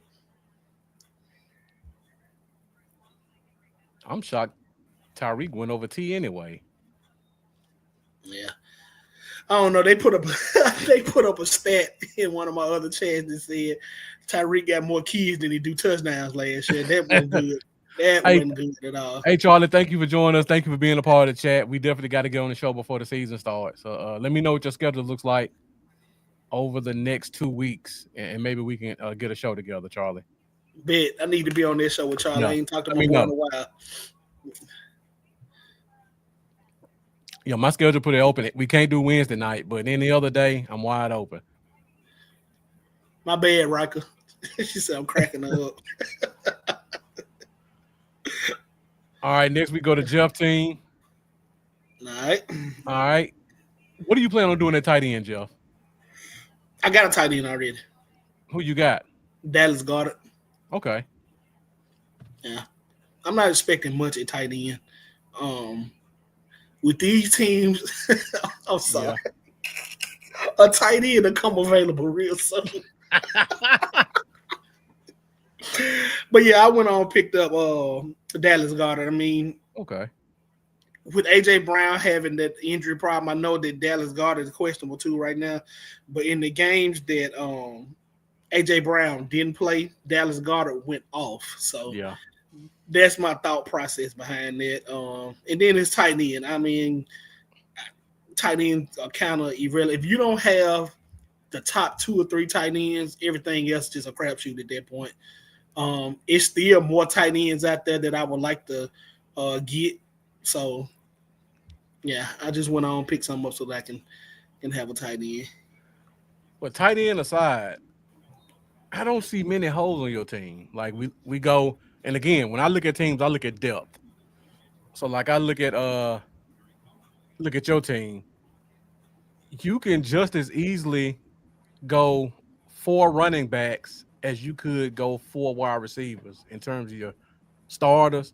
Like you go Puka, Nico, Calvin Ridley, Stephon Diggs. That's not a bad stack in terms of 4 starters. And then you look at your running backs, you can go with the top 4 you drafted. That's not a bad stack either. Mm-hmm. So you pretty much just the only problem is going to be determining who's going to play your fourth flex and hoping you hit the right guy. Uh, if I had to play a game today, Uh-huh. my flexes probably would be Aaron Jones Okay. and probably Stephon Diggs. Those Okay. would probably be my flexes if I had to start today. And but I could leave Montgomery in there again. First game, they playing against a rivalry. Montgomery is going to get his touches. They playing who? The Vikings? They playing Green Bay. They playing somebody in their division, rather. I say it Okay, like that. gotcha. Yeah. So in a division game, rivalry games, you always want to play your stars because that's when they show up the biggest. Um, but Henderson would not be my starter week one. That's going to be actually my stash player Mm-hmm. on my bench. Yeah, you It's got to going to see take what him he is. right. It's going to take him a little time to get into the lineup and see what his place is. But Henderson is definitely my long term investment. Brees Hall, I personally think that Brees Hall is going to get ran in the ground. I would like to get Allen on my team. Is that a hint to anybody? Just That's as bag up, just in that's case. phony. I know. uh, but now, quarterback CJ Stroud, of course, got the stack with Nico. I really like Dak Prescott a lot this year, but Spooney took Dak. So I had to go the next big thing. Anytime you got a receiver and you want to sneak a stack in, I think you can't go wrong with that. So actually, I mean, emergency situation, I could get Matthew Stafford. Um, Somebody drafted Drake May. I want to say that was Mendoza. Yeah, he That would did. have been another pick that I would have made. I think Drake May really feeds Stephon Diggs a lot of targets this year. Yeah. And Um, that's the thing about we talked about tight end. I kind of put tight end and running back in that same category. Like it's only two or three elite quarterbacks. It's mhm, really only one or two elite tight ends. mhm. Once you go past that, it's all just a crapshoot. So I'm not reaching for a Brock quarterback. Bowers. So like you got a quarterback in the 12th round. Some people Mhm, may say you waited too long. I would say we know who the top 2 to 3 quarterbacks gonna be. Josh mhm, Allen, Lamar Jackson, Joe Burrow. mhm, After that, you don't know who's gonna be 4 through 10. mhm, CJ Stroud could easily be the fourth best quarterback in football in fantasy because of the weapons. He could be number 10. mhm, Somebody like Spooney who got Mahomes and Dak, we love the names. mhm. They could both be behind Stroud. You Yeah. just don't know. And then if you look on the waiver wire, it's still Jordan Love out there, Matthew Stafford out there, Michael Tua Penix, still out there, Tua. Penix is out there.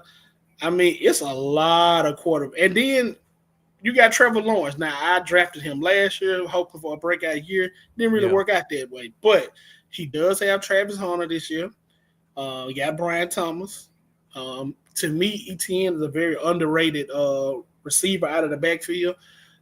He got Brendan Strange, another weapon. So They got it the re- Bucks offensive coordinator as their head coach. yeah, Lynn Cohen, yeah. Yeah. So I mean, Trevor Lawrence is another nice pick. So I wasn't really panicking. With most of the drafts, I saw Stroud fall, and if you get Nico again, if you got a chance to get a stack, I say go for that. If it's And a then good stack like that, yeah. right, and then again, I want to take a flyer. I got Matthew Stafford out there. Somebody got to throw Puka them the ball, and until his back give in or give out, Yeah. hey, so You only need them for maybe 2 weeks. right, That's the other reason I don't take a lot of stock in getting a bunch of quarterbacks because if you got a guy, you ain't benching him. So what's the mm-hmm. point of holding a roster spot for a backup? Right, I don't and know when Joe Burrow bye week is, but if it's past week 7, I ain't looking at no quarterback for half the season. Right. Yeah. Yeah. Not really just over the top and love my team, but I do like the balance, though. I will say that.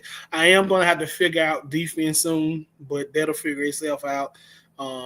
Anytime you got a starting running back on your bench, like a definite starting running back, a top 15, top 20 starting running back on your bench, it's kind of tough to deal with. Yeah. And then with the Eckler pick, don't really, like you said, with the rookie, don't really trust him, don't really know what he can do. If he can't pass protect, he will not be on the field. Eckler was pretty much a luxury pick at that point for me. Yeah. It's a running back that's positioned at the top of the depth chart as of right now. Mm-hmm. And you can't, you can't ask for nothing better than that with your 13th pick. Right. Now, I did something I normally don't do. I drafted Najee Harris and Deebo Samuel. Those are two picks I've never in my life made. The science behind Najee Harris, yes, I know the injury. Don't really know what's going to happen with that. He's on my pup, so he's not really taking up a spot. But Jim Harbaugh loves to run the ball. He's going to run the ball. And again, I love Hampton. Love him to death. And I think Hampton is the future. But if he messes up in pass protection, Najee Harris is going to be an every down back until otherwise proven. Yeah. Because he can pass protect, he can catch. Not that bad of a runner either. So to get him and put him on pup, I don't think that's bad. I mean, Aaron, not pup. Yeah. Because don't forget, this the same team last year that had Gus Johnson out there as the starting running back for most of the season. He mean Gus Edwards, y'all. But I got you. Gus Edwards. I don't know why I keep saying names wrong, but yeah. Gus Edwards was a starting running back last year with the Chargers because he was reliable and he knew how to pass block and he knew his assignments well. Yeah. Shebo Samuel on the bench. I hear you, Cowboy. His team is do it again 0-2. That's Jeff's team.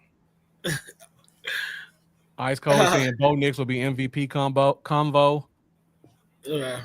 I won't put it past them. That's a tall ask, but that's a good team. I could definitely see that.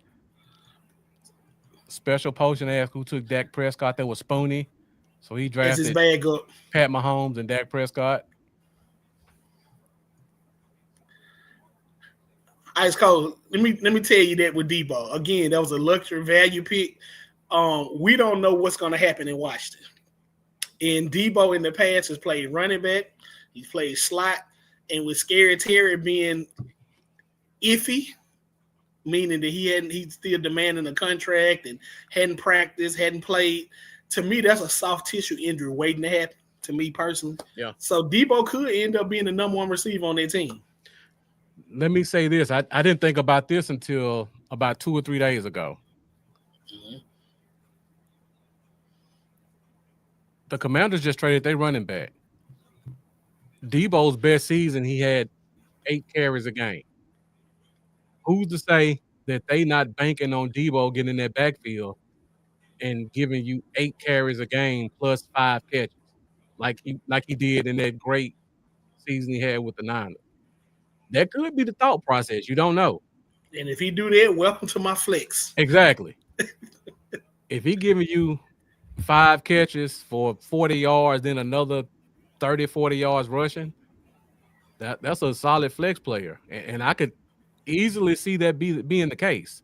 Or if not out of the backfield, it could be more reverses and hitches and read options and stuff like that. But I think a part of the thought process again, letting Brian Robinson go was Deebo gives them that dual threat to kind of make up in the running game for some of what they lost with him.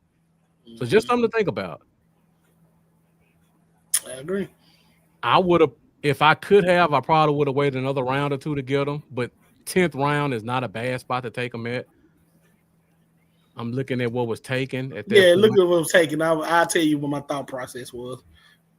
Okay. So I'm looking at the 10th round. The next 4 wide receivers were Jawan Jennings, Chris Godwin, Jalen Higgins, and Keon Coleman. Yeah, out of that, give me Debo. Okay. Now I like Godwin, but I think that Ibuka being there, I think he's gonna take that spot from Zesty flex. Zesty. Hey, this is fantasy. Remember this. Exactly. It's fantasy. I don't care if he coming there with a dress on. If he giving me 15 points a game, it is what it is. Hey, last year he almost did come in there with a dress on, though. Again, it's fantasy. I ain't got to like the player. He just got to perform in fantasy. That's all. But no, Jawan Jennings could have been a pick there. The only receiver I like for San Francisco is Pearsall. I got him in a couple of leagues. Unfortunately, I wasn't able to get him here. So yeah. But I mean, Jennings, he made the case where they should have not signed Ayuk to a long-term deal. Yeah, they definitely shouldn't have. If they hadn't said Jennings was going to be ready week 1, I wouldn't have taken him right there. Mm-hmm. I know Debo's ready week 1, though. Yeah. So, again, when you get to this point in the draft, you're looking for value versus just home run picks. I mean, if they hit, cool. If they don't, I see a lot of teams that Debo probably will be their number 1 receiver. At least number 2, yeah. So, at this point, I draft for trades as well. So, that's a part of, fantasy, what you could potentially trade, package together to get better picks. All right, let's go to Lambeau's team. Okay. The first thing that stands out, we talked about this before the draft. Lambeau love a running back, and he has the most running backs of anybody in the draft. 3, 4, 5, 6, 7, 8. Yeah. Oh my God, 8 running backs. I thought I drafted. Jesus. I think you got 8 too. I do. Yeah, you do. I just looked at that. Okay. All right, Lambeau, we going neck and neck. I said that before the draft that was going to be the case. Yeah, you did. Lambeau fell in love with those young guys a little too much for me, though. Yeah, I hate his quarterback. I hate his quarterback. Not that he's not a good fantasy option, but Kyler Murray will start off hot. I'm talking about for 6-7 games, he is hot, and then he flames out toward the end of the season.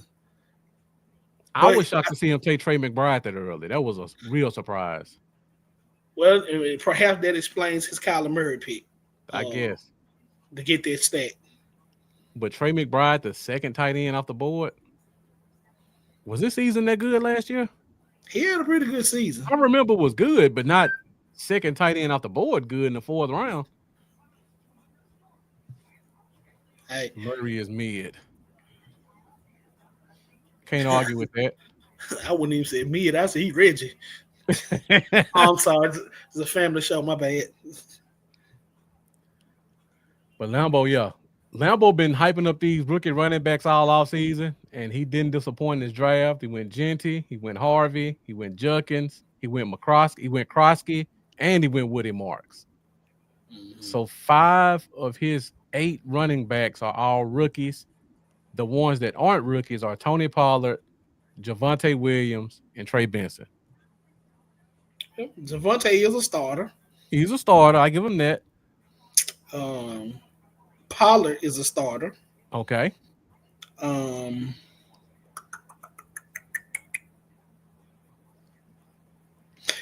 got a lot of pieces of that Cardinals offense. I know this. Yeah, a lot. I see he got Benson too. So he's banking on the fact that James Conner he played last year was the first season he played all 16, 17 games. So yeah. Lambeau don't have a kicker or a defense. So Lambeau drafting like me. So I think Burton will be one of his drops. Burton? Luther Burton? Luther Burton, Okay, I'm looking at where he drafted him at. Okay. I don't know why he picked up Woody Marks. I was about to say he's gonna be fourth. If he want a full team playing week 1, he's gonna have to drop Woody Marks. So Ice Cold Cowboy said McBride was wild good last year. He was for a tight end, but I'm not. Again, if I don't, well, I guess he was one of the top 3, I guess. But tight end is one of those positions. If I get one, cool. If I don't, I'm not making that big of a fuss about it. I mean, if you look on the waiver wire, I think Tucker Kraft is still out there. Yeah. And he went off a couple of games. This tight end is just not one of those positions I just really value. Yeah. Yeah, like I talked about earlier when I was talking about quarterbacks, it's really only one, maybe 2 tight ends.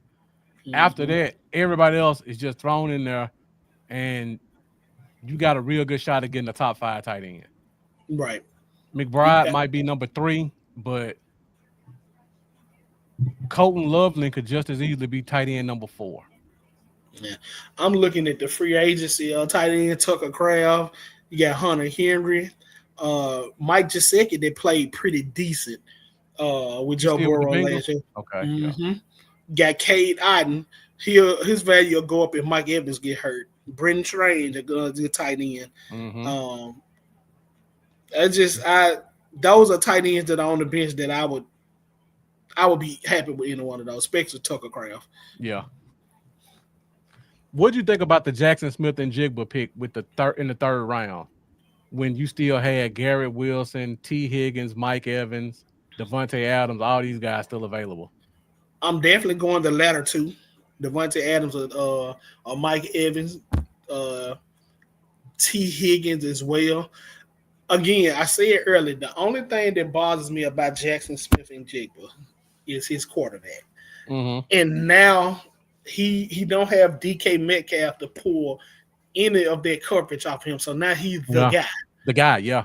He's the guy. So, I mean, not a bad pick. A little bit too early for me because I want to see what Sam Darnold looks like. Again, this is not Sam Darnold that played with the Vikings last year. Totally different team. Mm-hmm. So I want to see what they look like, before I make that type of investment in Jackson Smith and Jigba. The talent is there, but I just don't know with him being the guy, it's a lot different. CD Lamb learned that his first year when he was the guy.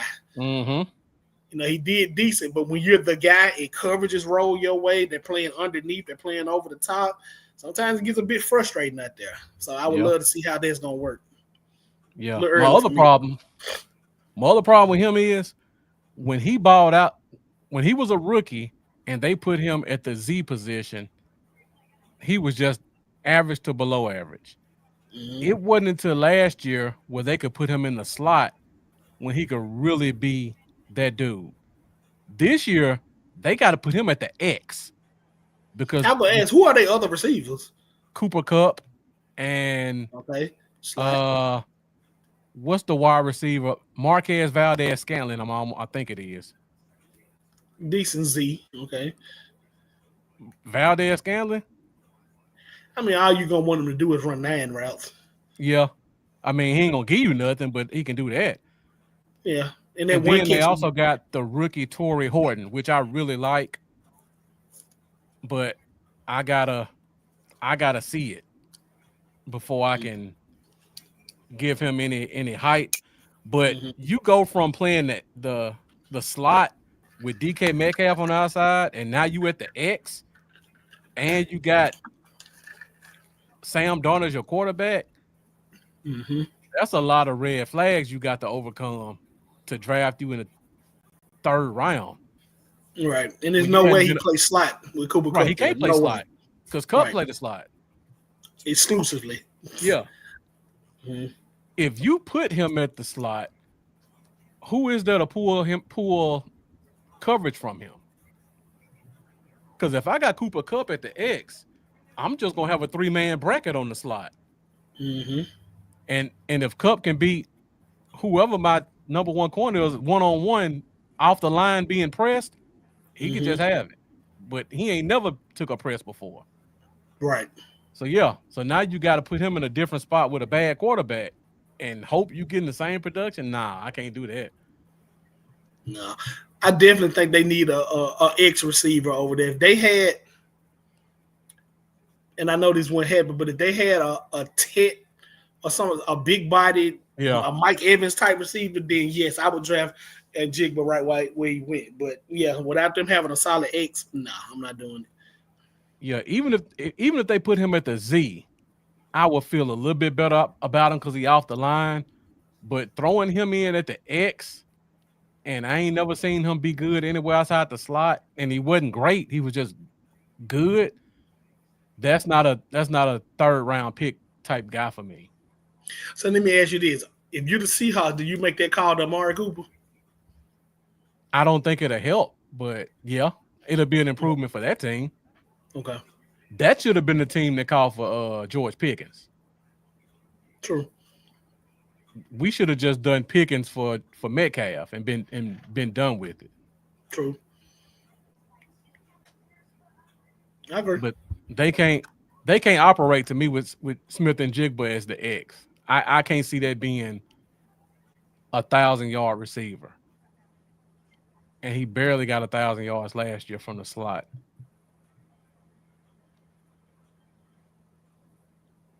But yeah, I love Neighbors. I personally don't think Genty's gonna be the running back everybody says he's gonna be. Like people thinking he's gonna come out and get 1,300, 1,400 yards. I can see him cracking 1,000, flirting with 1,100, which would be a good year for a rookie. But I can't see him just setting the world on fire. I did look at McBride's stats. McBride did have some really good stats, so I don't want to crap on him too much. He was definitely worth the spot. I just don't like tight ends that much.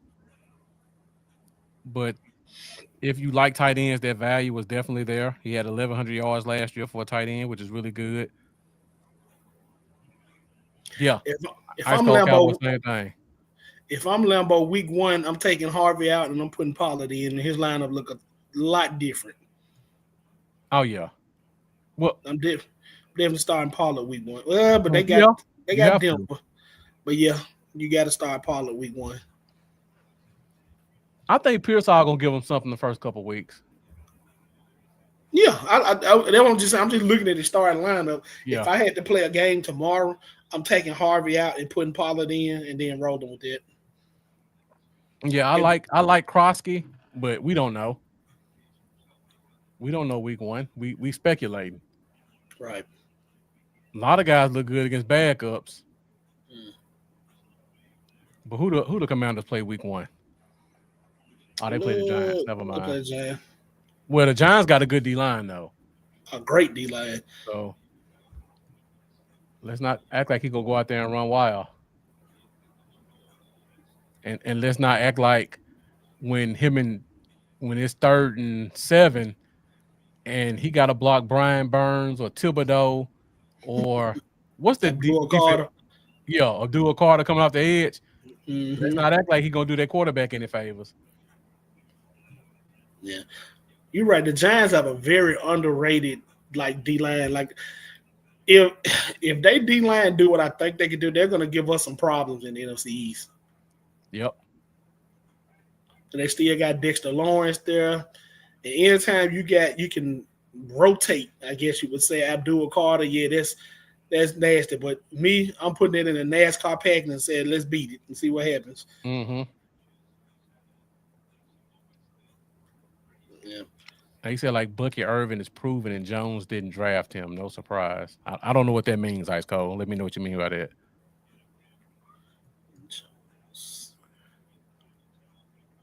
Now, if he meant me, I couldn't pass up London. No, you don't pass up number 1 receiver.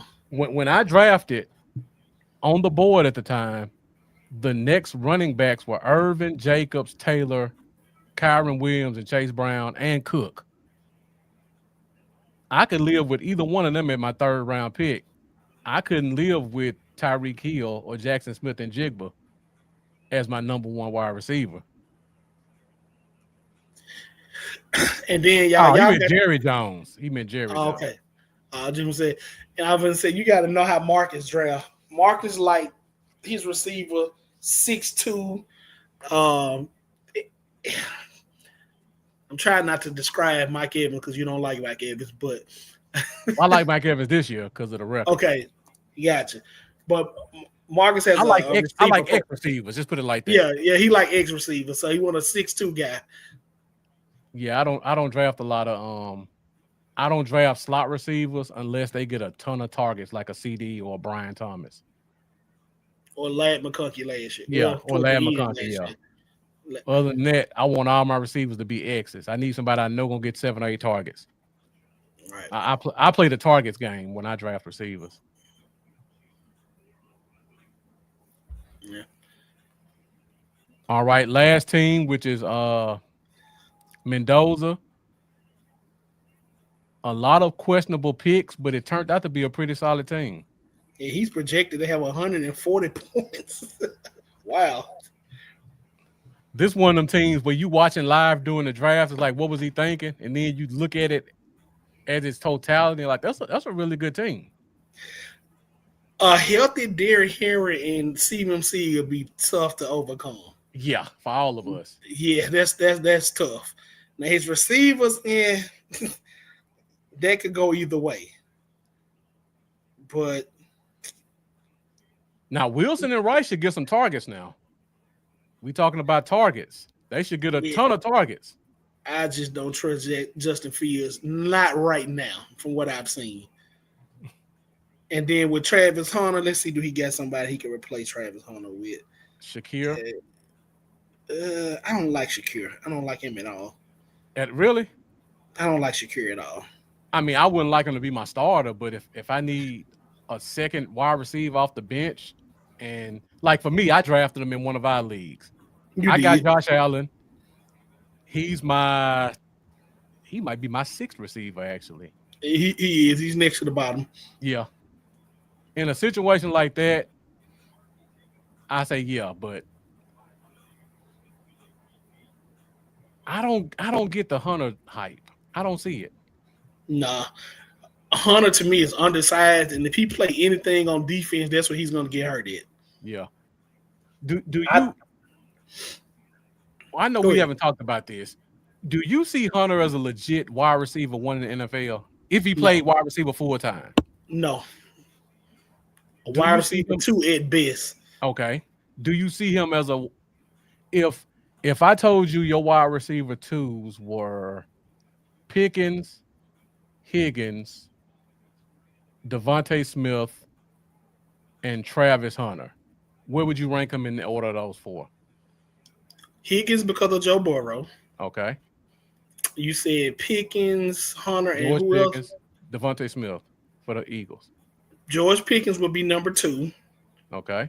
Just because of Dallas is going to throw the ball a lot. We're going to run too, but Dallas is going to throw. So I will put Pickens at number 2. I will put Smith number 3, not because of talent, but just because. Well, I don't know because I don't know what their new offensive coordinator like to do. But if it was Kellen Moore, I would definitely have Smith as number 3 because they were going to run heavy. And then I will have Travis Hunter number 4. Okay. Do you think Hunter will get 1,000 yards receiving this year? Not playing. This ain't even fantasy. I'm just wondering because I don't talk about Hunter a lot. Not playing both ways. He's not. Okay. I just said like this: the greatest two-way player was Deion Sanders. Did he ever get 1,000 yards? I don't think he ever cracked 500. My point exactly. Okay. Personally, I would pick a spot to put Hunter in, whether that's corner or receiver, and leave him there. I would not even because this is the NFL. Yeah. I mean, he played in Colorado. The competition was okay. It wasn't the SEC. It was easy for him to do that in Colorado. This is the NFL. You telling me that you want him to, on defense, potentially tackle a Derrick Henry and then go on offense and go against, I don't know, let's say they play in Baltimore and he's going against a Marlon Humphreys and didn't Lattimore go there? Not Lattimore. No, it was Alexander. It was Alexander, not that. Yeah. So you mean to tell me then you're expecting him to beat Alexander or Lattimore on one side and then tackle a Derrick Henry on the other? Nah, I'm good. Yeah. You got to pick one with him.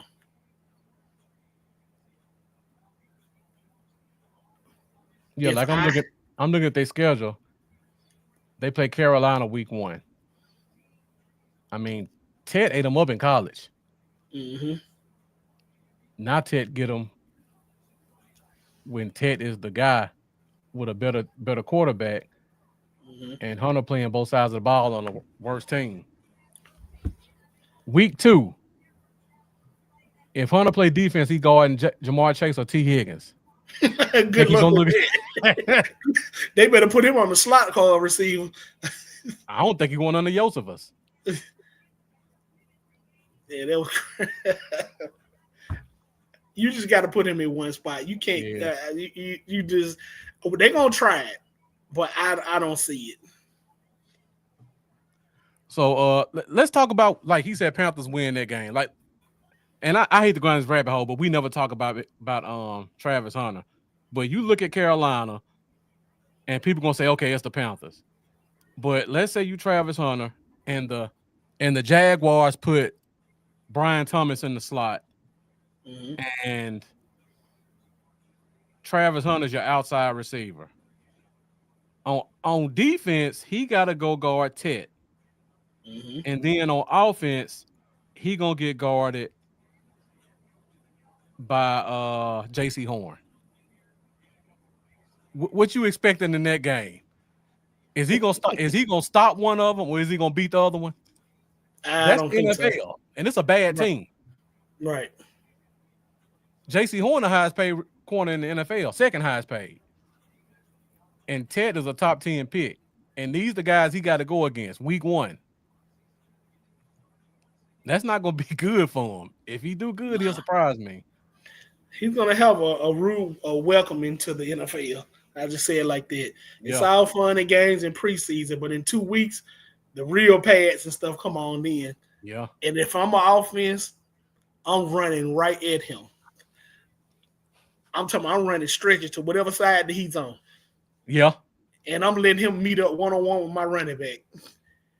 He's gonna pick a side of the ball to play on because he's not gonna want to keep taking that punishment. He's gonna have to prove to me he can tackle. So Chuba and Rico running tosses, huh? All game. And just tell the wide receiver get out the way. Let's see what he got. Get out the way, 1-on-1. Let's see what happens. Because again, going back to the example, I don't know if they play Baltimore, but if they play Baltimore, you want him to tackle Derrick Henry on one side and then get guarded by Alexander or Humphrey on the other. That's just an example of a game that they could have to play. Come on now. Do you know what Derrick Henry would do to Travis Hunter in a one-on-one situation? Yeah. It's not going to be pretty.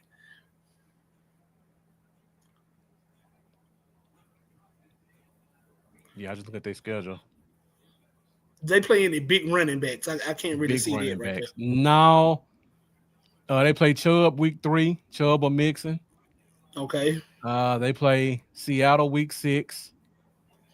He don't want to see Kenneth Walker in a one-on-one situation either. No. Jonathan Taylor, he don't want to see him in a one-on-one situation either. They don't play them. They play the Rams, the Raiders, Houston again, the Chargers. Oh, God, this is going to be a horrible game for him. Then the Cardinals, if James Conner's still healthy. They swapping out running backs on him. Yeah, then he got the this is gonna be a rough stack. Chargers, Colts, Jets, Denver. Then Colts again. Yeah. I think he playing offense them games. And that's all cold weather games too. That's week 12, 13. That's 13, 14, 15, 16. That's gonna be ugly. And it's at Denver. In the cold. He ain't gonna want to see that. No. Ice Cold said Raiders offense is gonna be good, but not a serious contender. Yeah, they'll look better than last year. Oh yeah, definitely. All right, that's pretty much all the teams. So who the playoff team, Marcus? Go to top 6. I was trying not to say it, but let me go ahead and look. I ain't gonna put them in no order. All right. But I think this not me bragging, but I would have to. It's definitely a whole lot of injuries for my team not to make the playoffs, right. Or a whole lot of people got to do well below they projections, even without going to backups. Your team is definitely a playoff team. I would put Mendoza in there as a playoff team. 3.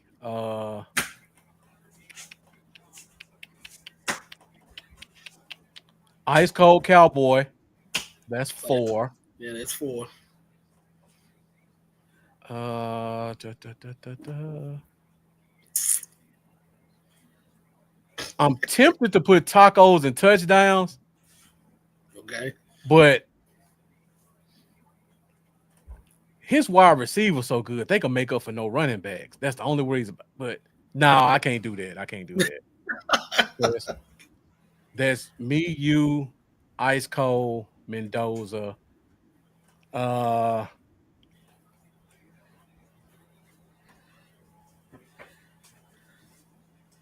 Mendoza in the comments. Okay.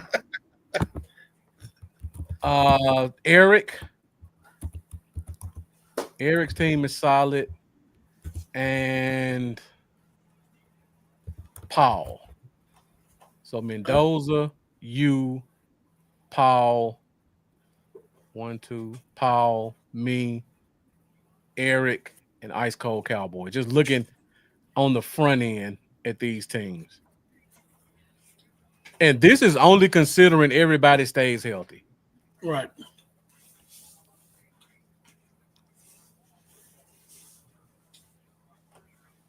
Mendoza said he had a lot going on today. He forgot about the trial. And then I would probably put Charlie at 7th, just because his top 7 stack is good. Uh-huh. But he one injury away, especially a running back. He kind of like whose team did I say that was? It was somebody's team. The one with Harvey is the RB2. Oh no, he that got was a Lambeau. shot. That was Lambeau, yeah. Yeah, that was Lambeau. Yeah, I don't have Lambeau as a playoff team. It was somebody's team I said. Maybe it was tacos and touchdowns. I can't remember whose team I said, but I said if somebody lost a running back, they would have to shuffle their whole team. That was Spoonie. I said if Spoonie team doesn't get hurt, he has a really good team. But if like Kyron Williams got hurt and missed a week or 2, he would have to shuffle his whole roster to build a competitive team, and that would kill him. Or he just have to eat 3 losses. Maybe he banking on. I know you're banking on Braylon Allen, but maybe he's banking on Tank being the starter. He only picked Tank because I told him to pick Tank. Yeah, good point. Hell, I probably should have took Tank. Just really trying to handicap the league, aren't you? I just say this. Oh, definitely. Definitely. Spoonie messed up when he got to me. I can see the logic behind it, but when you got Pat Mahomes, you do not take another quarterback. Matter of fact, you pick up a quarterback off waivers. Yeah. When you got Pat Mahomes, he shouldn't have took Dak Prescott. He could have at least. I need to go back and see what. Let me look at the draft. I want to see what could he have picked up when he drafted Dak. When he drafted Dak, if he needed a running back, he could have gone. There weren't no good running backs available at that point. He could have gone Tyrone Tracy, which I like Tyrone Tracy this year. I'm not a Scatterboo fan. I don't think Scatterboo gonna take that starting spot. Not at all. He could have gone Javonte Williams if you want a starter. Mm-hmm. He could have gone ATN.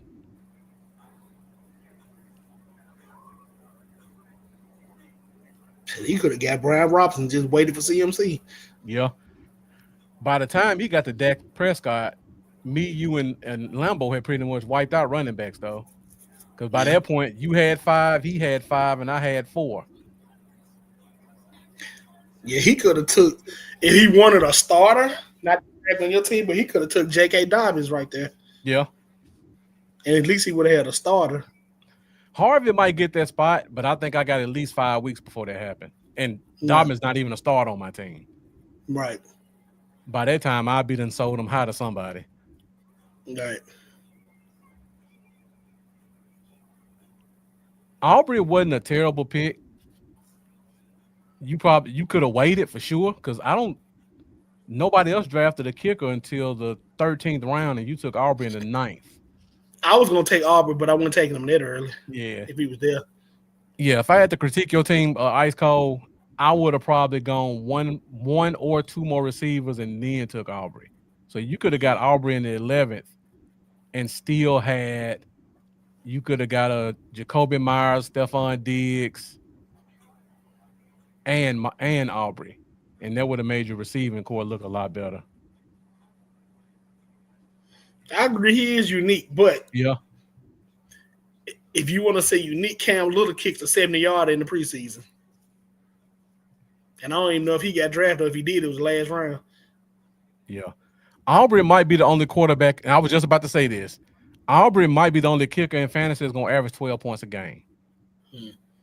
That there is a value to that if you want to take it before the ranking. So I can't argue with that.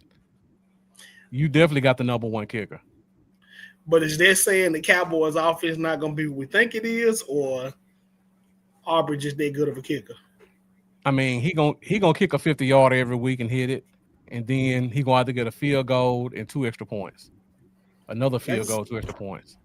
I can see that. He's the only one I can say is gonna consistently, if you get inside the 50-yard line, they gonna put their kicker out there for sure. Yeah. I don't see no other teams that would do that. And he kicking a dome, so yeah. Yeah. That's another good point.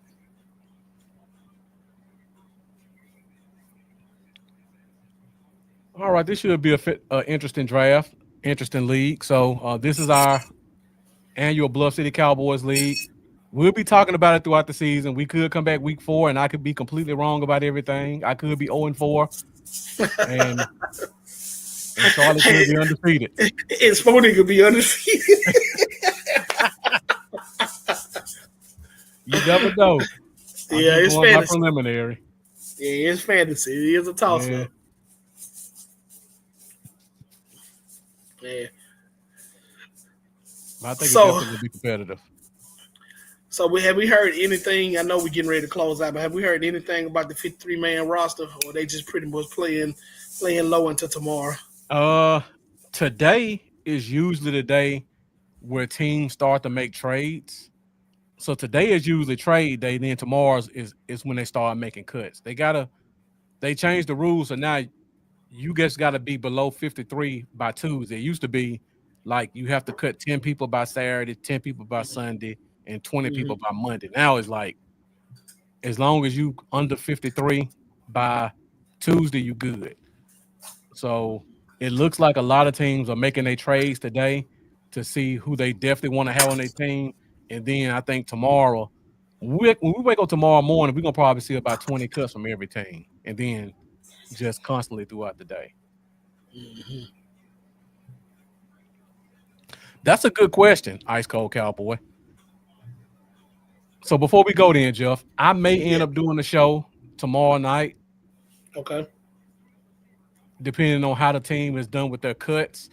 But if I don't, name me 2 players that you think may be surprise cuts, and then name me another 2 players you think are at the bottom of the roster that should make the team. All right. So James Houston, definitely. Yeah. Since his name's brought up, I think he's made a case to make the team. And I think that Jalen Brooks is the last receiver to make this team. Okay. To me, that deep touchdown pass that he caught the other day, that solidified everything for me, because not only can he do that if given the opportunity, but he's also one of your top special team players too. Mm-hmm. So I think that clearly makes him 5th or 6th receiver, and probably 6 most likely. Surprise cuts is not a surprise to me, but Mozzie should be gone. Okay. And Asim Richards. Those are my surprise cuts. I don't like what Richards has showed me in the preseason. I think he's actually took a step back. Yeah. And I think he'll be a surprise cut. Okay. All right, what Yeah, about he you? said Mozzie. Surprise cuts. Hold on, let me address Ice Cold Cowboy. All right. Okay. I know Mozzie's a first round pick, but I said this before we started the draft. Tell me what has Mozzie given us that Winfrey hadn't given us, and we signed him off the street 2 or 3 weeks ago. If somebody can answer that, then I say Mozzie stay on the team. Mozzie may be a great rotational piece. I think they're tied. I mean, for him to be playing in the third preseason game and pretty much played, he at least played to halftime. I don't know if it was. The game is actually on now, so I see that he played after halftime. But the fact that he was playing in the third preseason game and was getting his ASS whooped, that's not a good sign. So that's why I said he's a surprise cut. All right, you want to address this question? He says the third season, third different coach. How you feel about that? Talent is talent. Can't argue with that. I said the same thing when I went back and forth with a guy in one of the DC4L leagues. You gonna let it go? No, I'm not gonna let it go. We talking about Junior Fiocco. And I told them that the guy called me stupid. He told me don't quit my day job. Who made me a scouting coach and all that stuff? And I asked him, if you cut Junior Fiocco from this team right now, what are we missing as a team? And he could not answer that from me. So now I ask you that same question. If we cut Mozzie today, what are we missing? Not that I think he's a bad guy. I'm not take the first round draft pick status off of it. For Mozzie's size and what we're asking him to do, he's not doing it. We ain't asking him to get 10 sacks. We ain't asking him to get 5 sacks. We asked him to stop the run and clog up the middle, soak up a double team. Mozzie was getting pushed back. It was against the Ravens, I think. Mozzie was getting pushed back 2 or 3 yards by backup guys.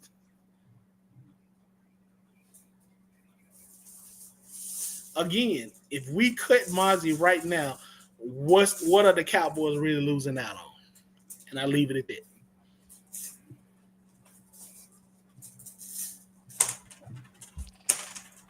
So for me, my 2 surprise cuts, definitely Richards. We talked about this on the show Wednesday. It's a lot of guys I'm probably going to apologize about. Cornelius going to be one of them. I didn't see the point of us drafting him. We had signed a bunch of guards. It was a surprise cut. He shouldn't even been drafted. Who was that? Cornelius. He shouldn't even been drafted. Surprise cut. No. Oh, okay. I'm saying Richards is going to be a surprise cut. Okay, gotcha. Okay. Cornelius shouldn't have been drafted, you're right. But he's been solid. Mm-hmm. If we keep 6 tackles or 5 tackles, if it came down to Richards or Cornelius, I'll probably keep Cornelius. Right, yeah. Nathan Thomas has really surprised me. Watching him play. And Ajani has been a good tackle as well. So I think our top 4 tackles are pretty much set. Thomas going to probably end up being a swing when Guyton get back. Ajani's going to be your 4th guy. If we keep 5, I think it'll be Cornelius over Richards. Then you look at guard. TJ Bass has really stepped up. Hoffman has really stepped up. You got your 2 starters. So we keep – so he's my – it's kind of an argument I used to make with Tyrone Crawford. If he's your 5th guard and your 5th tackle, he doesn't have a spot on the team. Mm-hmm. You got to be top 3 at one of them, and he's not top 3 at either. And I expect a lot more from him. Second surprise cut.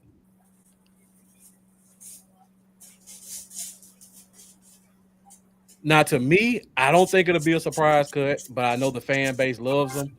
I think it'll be Trayshawn Holden. Oh, yeah. Who did you say? I thought you were going to say Flournoy. No, I think the fan base wouldn't care either way with that one. Okay. But when I look at, and this is not saying I don't like Holden. This not saying I don't think he's gonna come back. But if you look at him, I think they've been hiding him this offseason. I do too. He came in the camp. Nobody made him an offer. Nobody gave him a contract. We didn't give him money. Mm-hmm. And we've seen him in practice, but outside of that, nobody else has seen him on the field. Mm-hmm. And you just brought up Flournoy. You brought up Brooks. We know what our top three look like. They're going to have to find top four. Mm-hmm. Well, I'm not counting Mingo because he's going to start on IR. I was counting Tolbert. Oh, you counting Tolbert. Okay. Uh-huh. So if you count the top four, we know those are set. And we only keeping 6 probably. Mm-hmm. So it's between Brooks, Flournoy, and Holden. Mm-hmm. We've seen what Brooks can do in preseason if you've been watching the games. Mm-hmm. If you watched all 22, you see what Flournoy doing. He just wasn't getting good balls thrown to him. Mm-hmm. Holden played maybe 2 drives every game. They going to cut him. If he clears waivers, he's coming right back here. Mm-hmm. They already got the deal worked out for him. I can guarantee you. So I think Holden going to be a surprise cut. And then 2 people I think they should keep at the bottom of the roster. James Houston, definitely one of them. And this one's probably not a surprise to people, but Phil Maffa. A cut? No, I'm saying that's a guy at the bottom of the roster they should keep. Okay. I just even said, there's no way they let Maffa walk out there.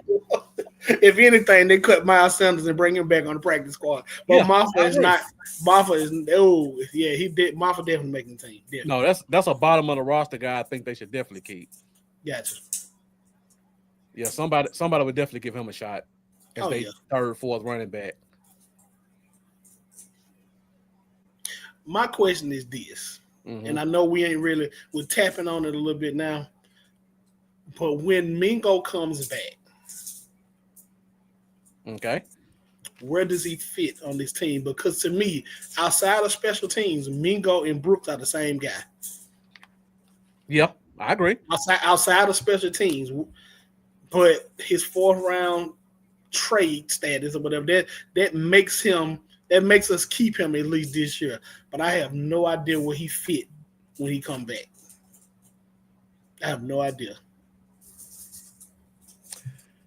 Let me ask you a question. This ain't a Mingo question. It's just because I don't know where he fits when he gets back. Right.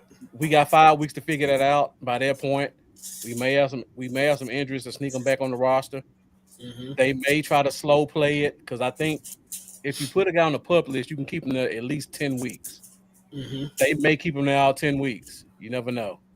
Mm-hmm. But just some either or positions. The tight end, Rivaldo Fairweather. Mm-hmm. He been making big catches every week. Mm-hmm. If you go by what the tight end group look like, he's the 4th or 5th. Mm-hmm. Would you keep him as a 5th tight end, or would you go 5 running backs or 5 tight ends? So would it be Miles Sanders or Fairweather? So I'm assuming your 5 running backs will be Javonte Williams, Phil Maffa, and these are in no particular order. Javonte Williams, Phil Maffa, Jaden Blue, Miles Sanders, and then you keeping Lefke as the running back? Yeah.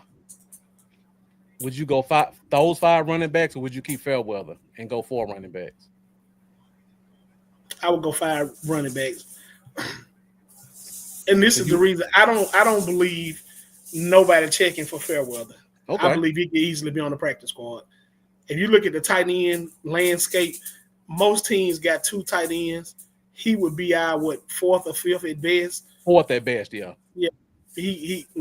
I would rather, not that I'm in love with Lepke, because the type of offense I think we running, I would love to see a fullback, but I don't think I'm gonna see a full. Well, I don't know. There's yet to be seen. To me, Lepke at fullback can do everything that Fairbrother can do at tight end. I just say it like that. Okay. Lepke can catch, Lepke can block, Lepke can play special teams. So I think they would keep Lepke over there and put Fairweather on the practice squad if he would. Well, I think he would make it. Ain't no if. I think he would make it. Okay. And if we left, if we lost him, not left him. If we lost him, what are we truly losing? All right. Let me ask you this one. We're gonna go to the defense side of the ball. Okay. Hold on a second. I done lost my thing. Ice Cold Cowboy collar 40 ounce. I like that nickname, Ice Cold. 40 ounce. All right. Let's go to the defensive side of the ball. Let's go to cornerback. Okay. The reports just came out that Diggs won't go on the PUP list. So if we look at the cornerback room right now, it's Diggs, Bland, Elam, probably Childress, Caitlin Carson, and Andrew Booth. I don't know what they're gonna do with Carson. I don't know if he started on PUP list yet. Okay. And then you got the safeties, and you got Hooker, Wilson, Bell, Thomas. That's 10 DBs. I didn't name Mukwamo. Do you think they'll keep or cut Booth for Mukwamo? Yes. Which one? Cut Booth for Mukwamo. Do you think that's what they're gonna do though? I know it's what we all want to do. I pray they do. Cause that pick 6 didn't mean nothing to me at all. But what I'm and it's funny you say that. I'm watching some highlights or I'm watching the game in the back. Mukwamo, if Diggs is not ready, I would start Mukwamo week 1 outside. Him and Elam and let Bland play slot. That would be my starting corners. If I had to go play a game tomorrow, those would be my starting corners. Yeah. Not that I don't like Booth. Booth didn't have enough time. Give me Izzy, and I think we have a solidified secondary because the thing with Izzy is Izzy can play corner and Izzy can play safety. And Izzy has special team ability. Okay.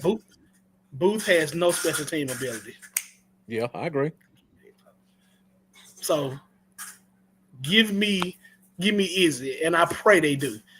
If Cowboy coaches, if y'all listening, I know this Izzy 4th year. Izzy has showed some things in preseason that Booth would never show. And I'm just tired of the Andrew Booth experiment. If I had to line up week 1 and Booth was a corner on the outside, I'm terrified of that matchup. Yeah. You give me Izzy. Let's just say Izzy going against AJ Brown. I'll take that matchup. I'll take that matchup all day. All right. What did you think about Justin Barron in the game? He made. I don't think he's gonna make the roster, but I think he made a lot of good plays. One, of course, that sticks out of that special team tackle. He shot down there like a cannon, and he had some nice plays. I just think we're so deep at linebacker that he's not going to have a chance of making this roster. He'll have to be on the practice squad. But I love what I saw, especially in the last game. Yeah. Okay. Well, I won't ask that question then. I'm trying to think of what other positions might be borderline. Okay, I got one more position. Defensive line, we probably only keeping 10. Okay. Well, now because you want Mozzie out.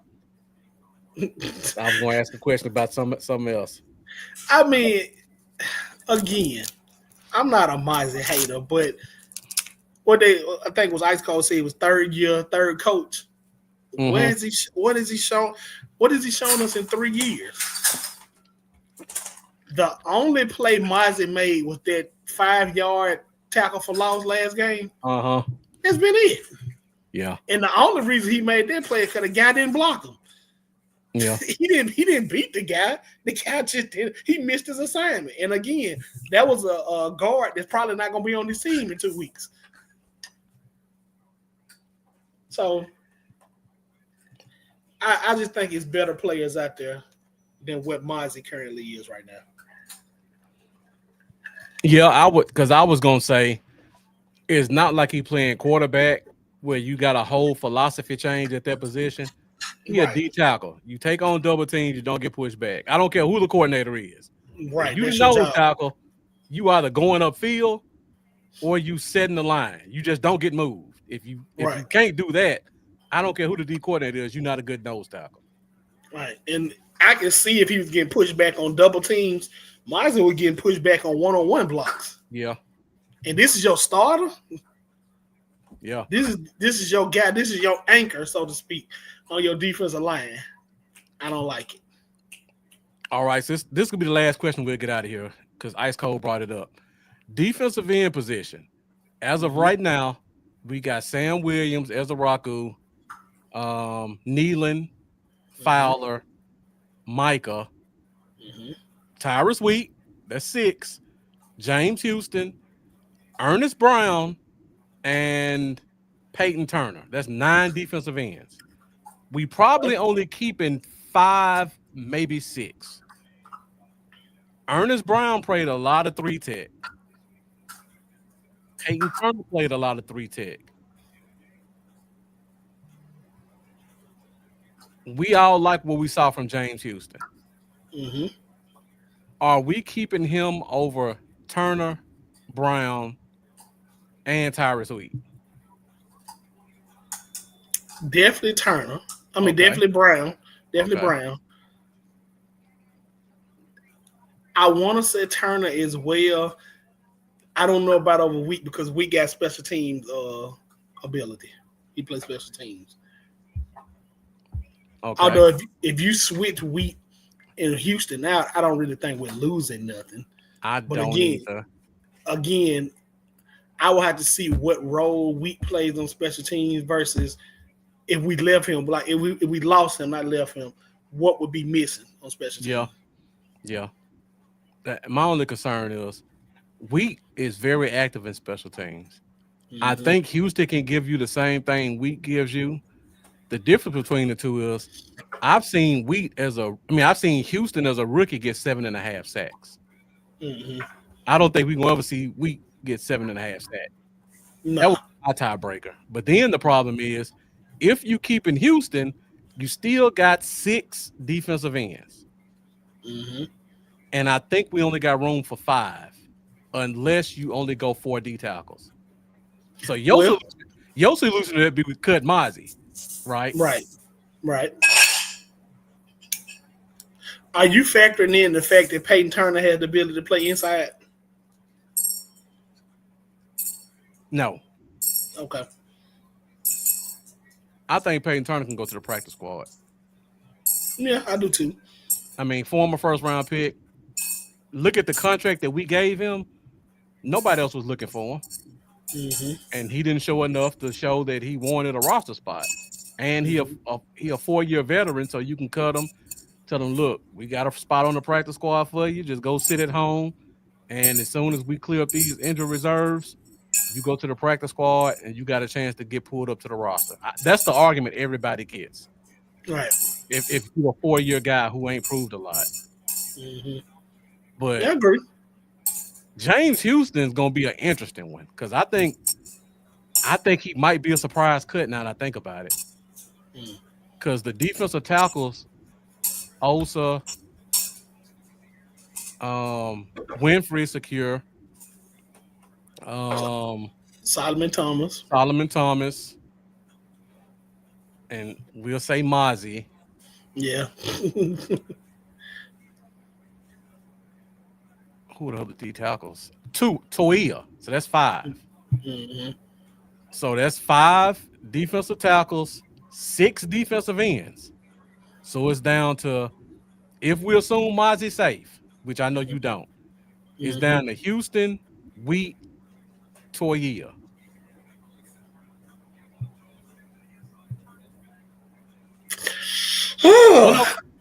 I don't think they can afford to keep 11 defense. They can't keep 11 defensive linemen because linebackers so deep this year.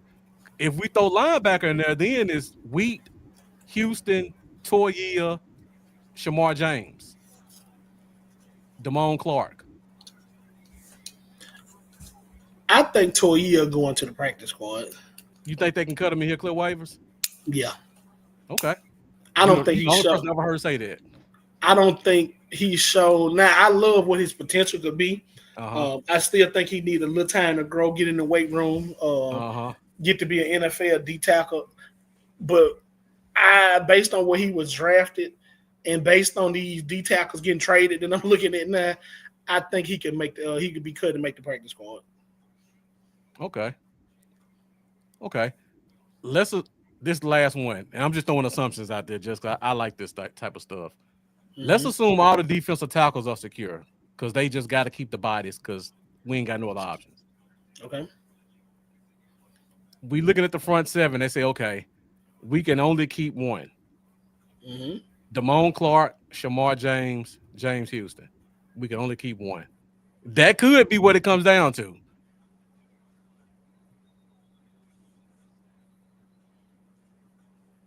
What are the names? I know Clark, Damone Clark, James. Shamar James, and James Houston.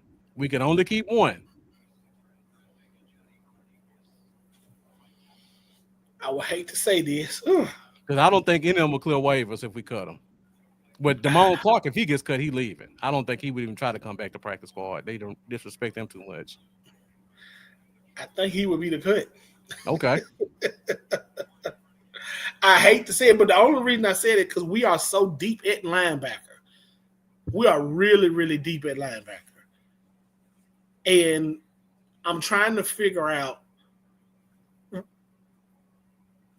once Overshown, let's assume everybody stays healthy. Once Overshown comes back, where does Damone Clark fit? Special teams, that's about it.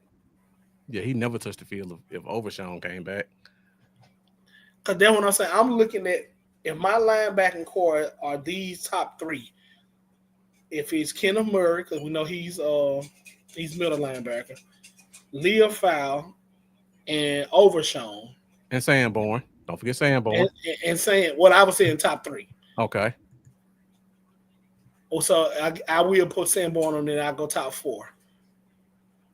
You know they love Shamar James, and he has shown good ability these last few games. I didn't really like it at first, but I think Damone Clark got to be the odd man out.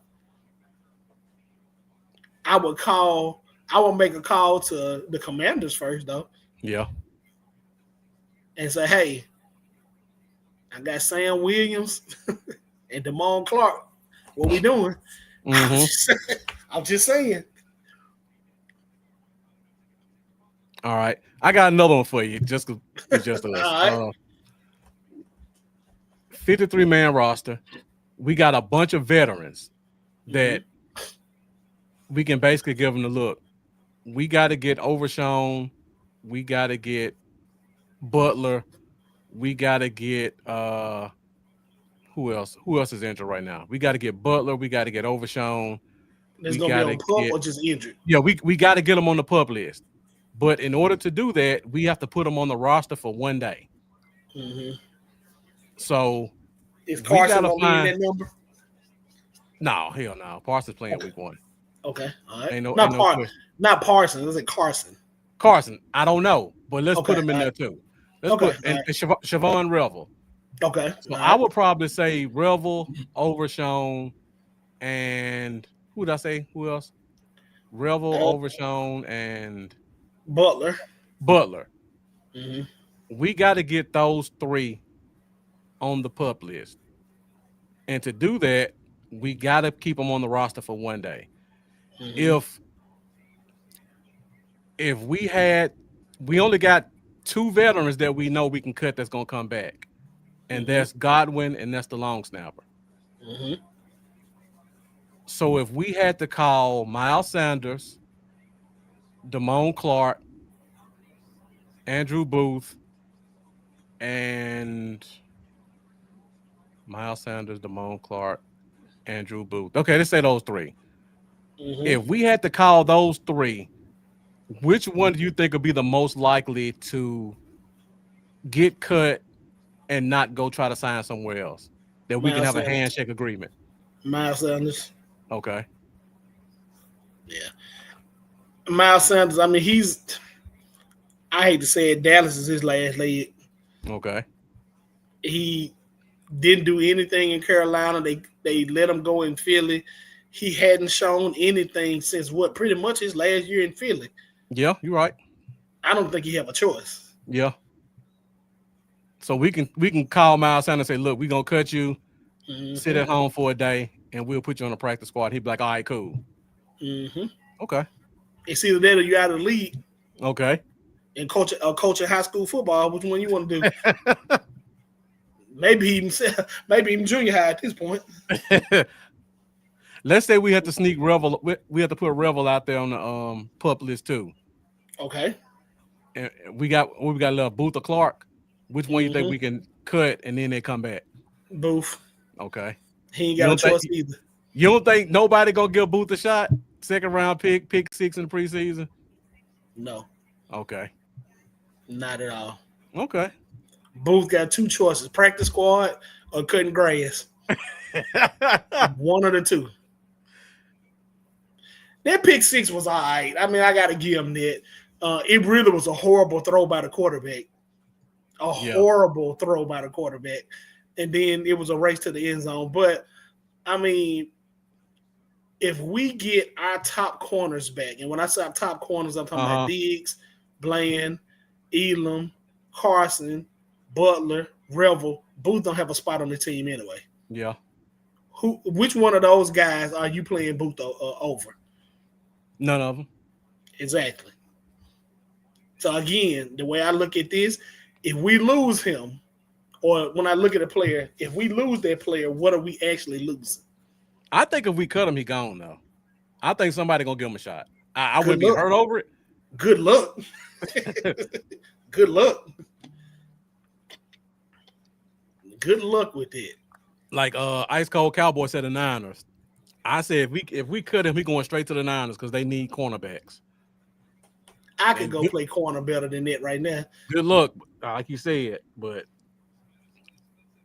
it's gonna be interesting. It's guys like that that's gonna make the cuts hard because I think somebody on the team likes them enough to want to keep them around at the detriment of a young guy that would probably clear waivers. Yeah. I wouldn't trust putting Clark out there at any point. No, Clark would go take he probably go take a high school coaching job before he left here if they cut him. Because he's been getting disrespected nonstop. And then to cut him and ask him to come back, I don't think he would do it. Yeah. I don't think once his contract run out, he's gonna resign back here. No. I think the disrespect been that high for him. I agree. Yeah, a guy that was drafted in the 4th round who was projected to go in the 2nd round, and he been basically the 4th linebacker every year. I mean, but a couple of those years, you got to you don't blame the injury year that he came back. You don't blame that. Yeah. But the year that they gave him the shot, he didn't look good. No. He looked lost. Yeah, that's true. That's true. So you can't really blame them on that. And then, like I said, you got Overshawn or Leofy. You're not playing Clark over either one of those. Or you're not playing him over Sanborn or Murray. So, yeah. I mean, it is what it is. They drafted Shamar James for a reason. Yeah, if he playing as a wheel, you really can't make an argument to put him over Shamar James at this point. That's what I'm saying. If James ain't got to play in the box, he could just go sideline to sideline and cover. Right. So, again, the same argument. If we cut him, what are we losing? Yeah, you're right. So,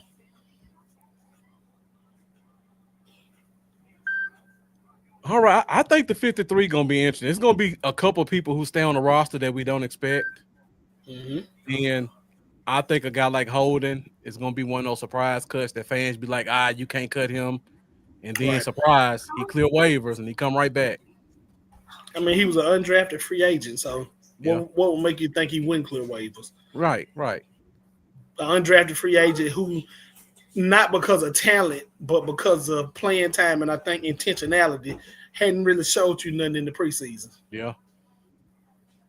So why wouldn't he?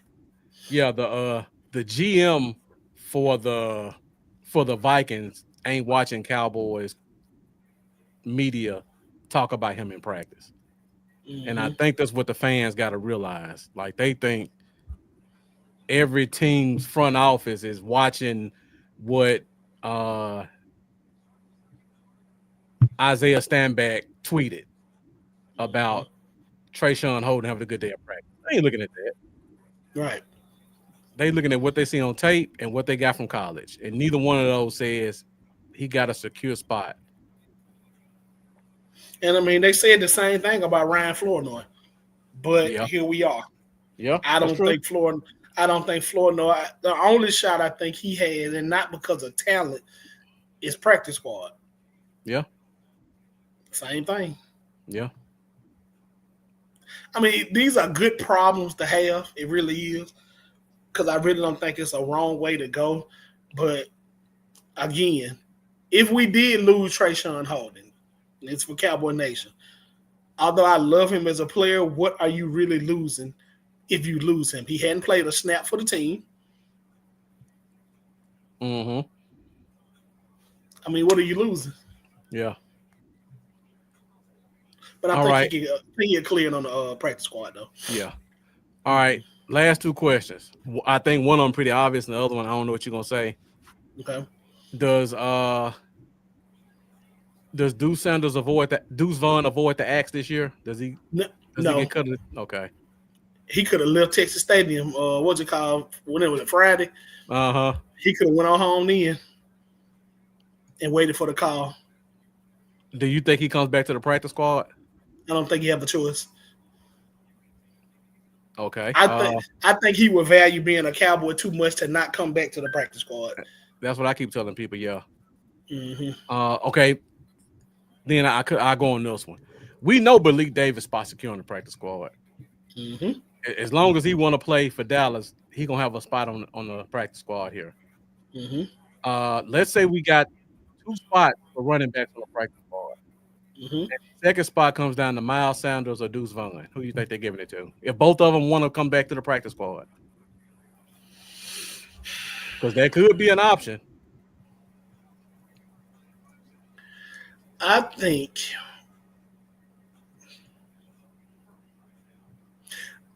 and you said both of them want to come back to the practice squad. Both of them get cut. Mm-hmm. Both of them clear waivers. Both of them want to be in Dallas on the practice squad. Who do you think the Cowboys choose to get that second spot? I give it to Miles Sanders. Okay.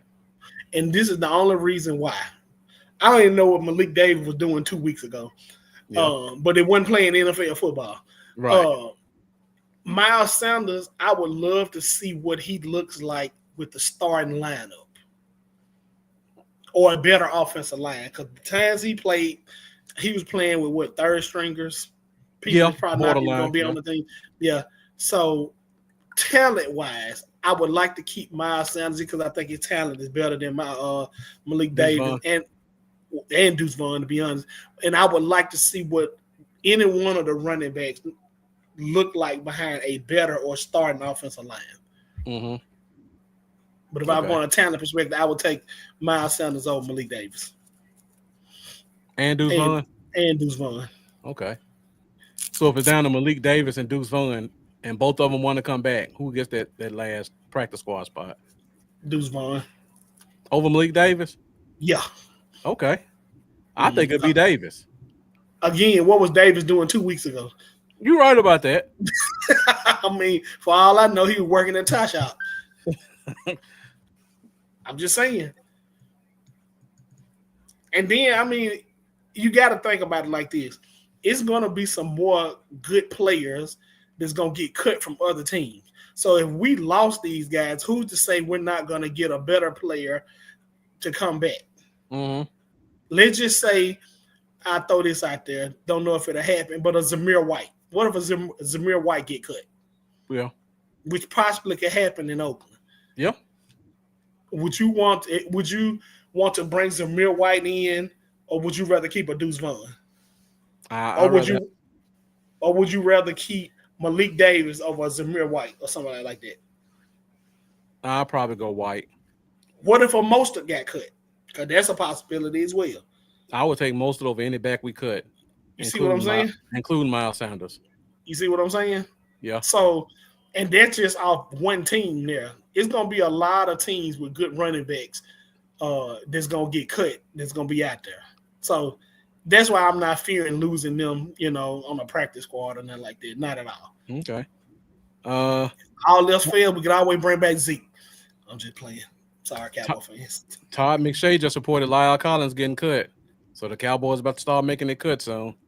Lyle will be coming back on the practice squad. Oh, yeah. He ain't got no choice. Mm-hmm. Again, I think he was cutting grad 2 weeks ago, too. Yeah. Mm-hmm. All right, well, these cuts about to start coming in. I just wanted to put a couple things out there in the atmosphere, give you guys something to think about. The views kept going up. You see how it's going, Cowboy? Yeah.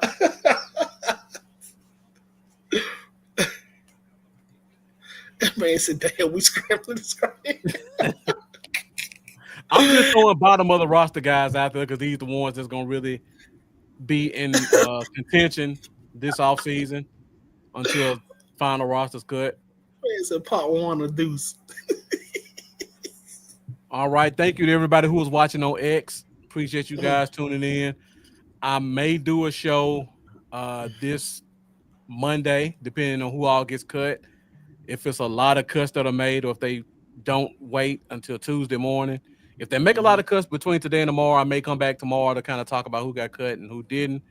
If not, I'll see you guys this Wednesday, 8:30 Central Standard Time for Fifth Quarter Podcast.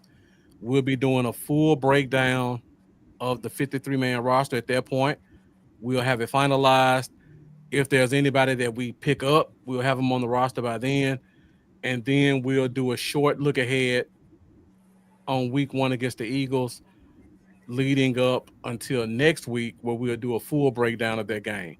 So make sure you guys stick with us. If you haven't, make sure you go on YouTube, hit that subscribe button, go to Facebook, find DC4L, hit that like button, join the group. I have a couple of more fantasy leagues to do. I think I have 3 more next Sunday. So I'll probably be back again. We'll dive a little bit more into the roster, do some fantasy football talk. I am in a league with Jeff in one of them, so you'll probably see Jeff come back again. Until then, guys, thank you for joining us. Appreciate you tuning in. And as always, let's go Cowboys.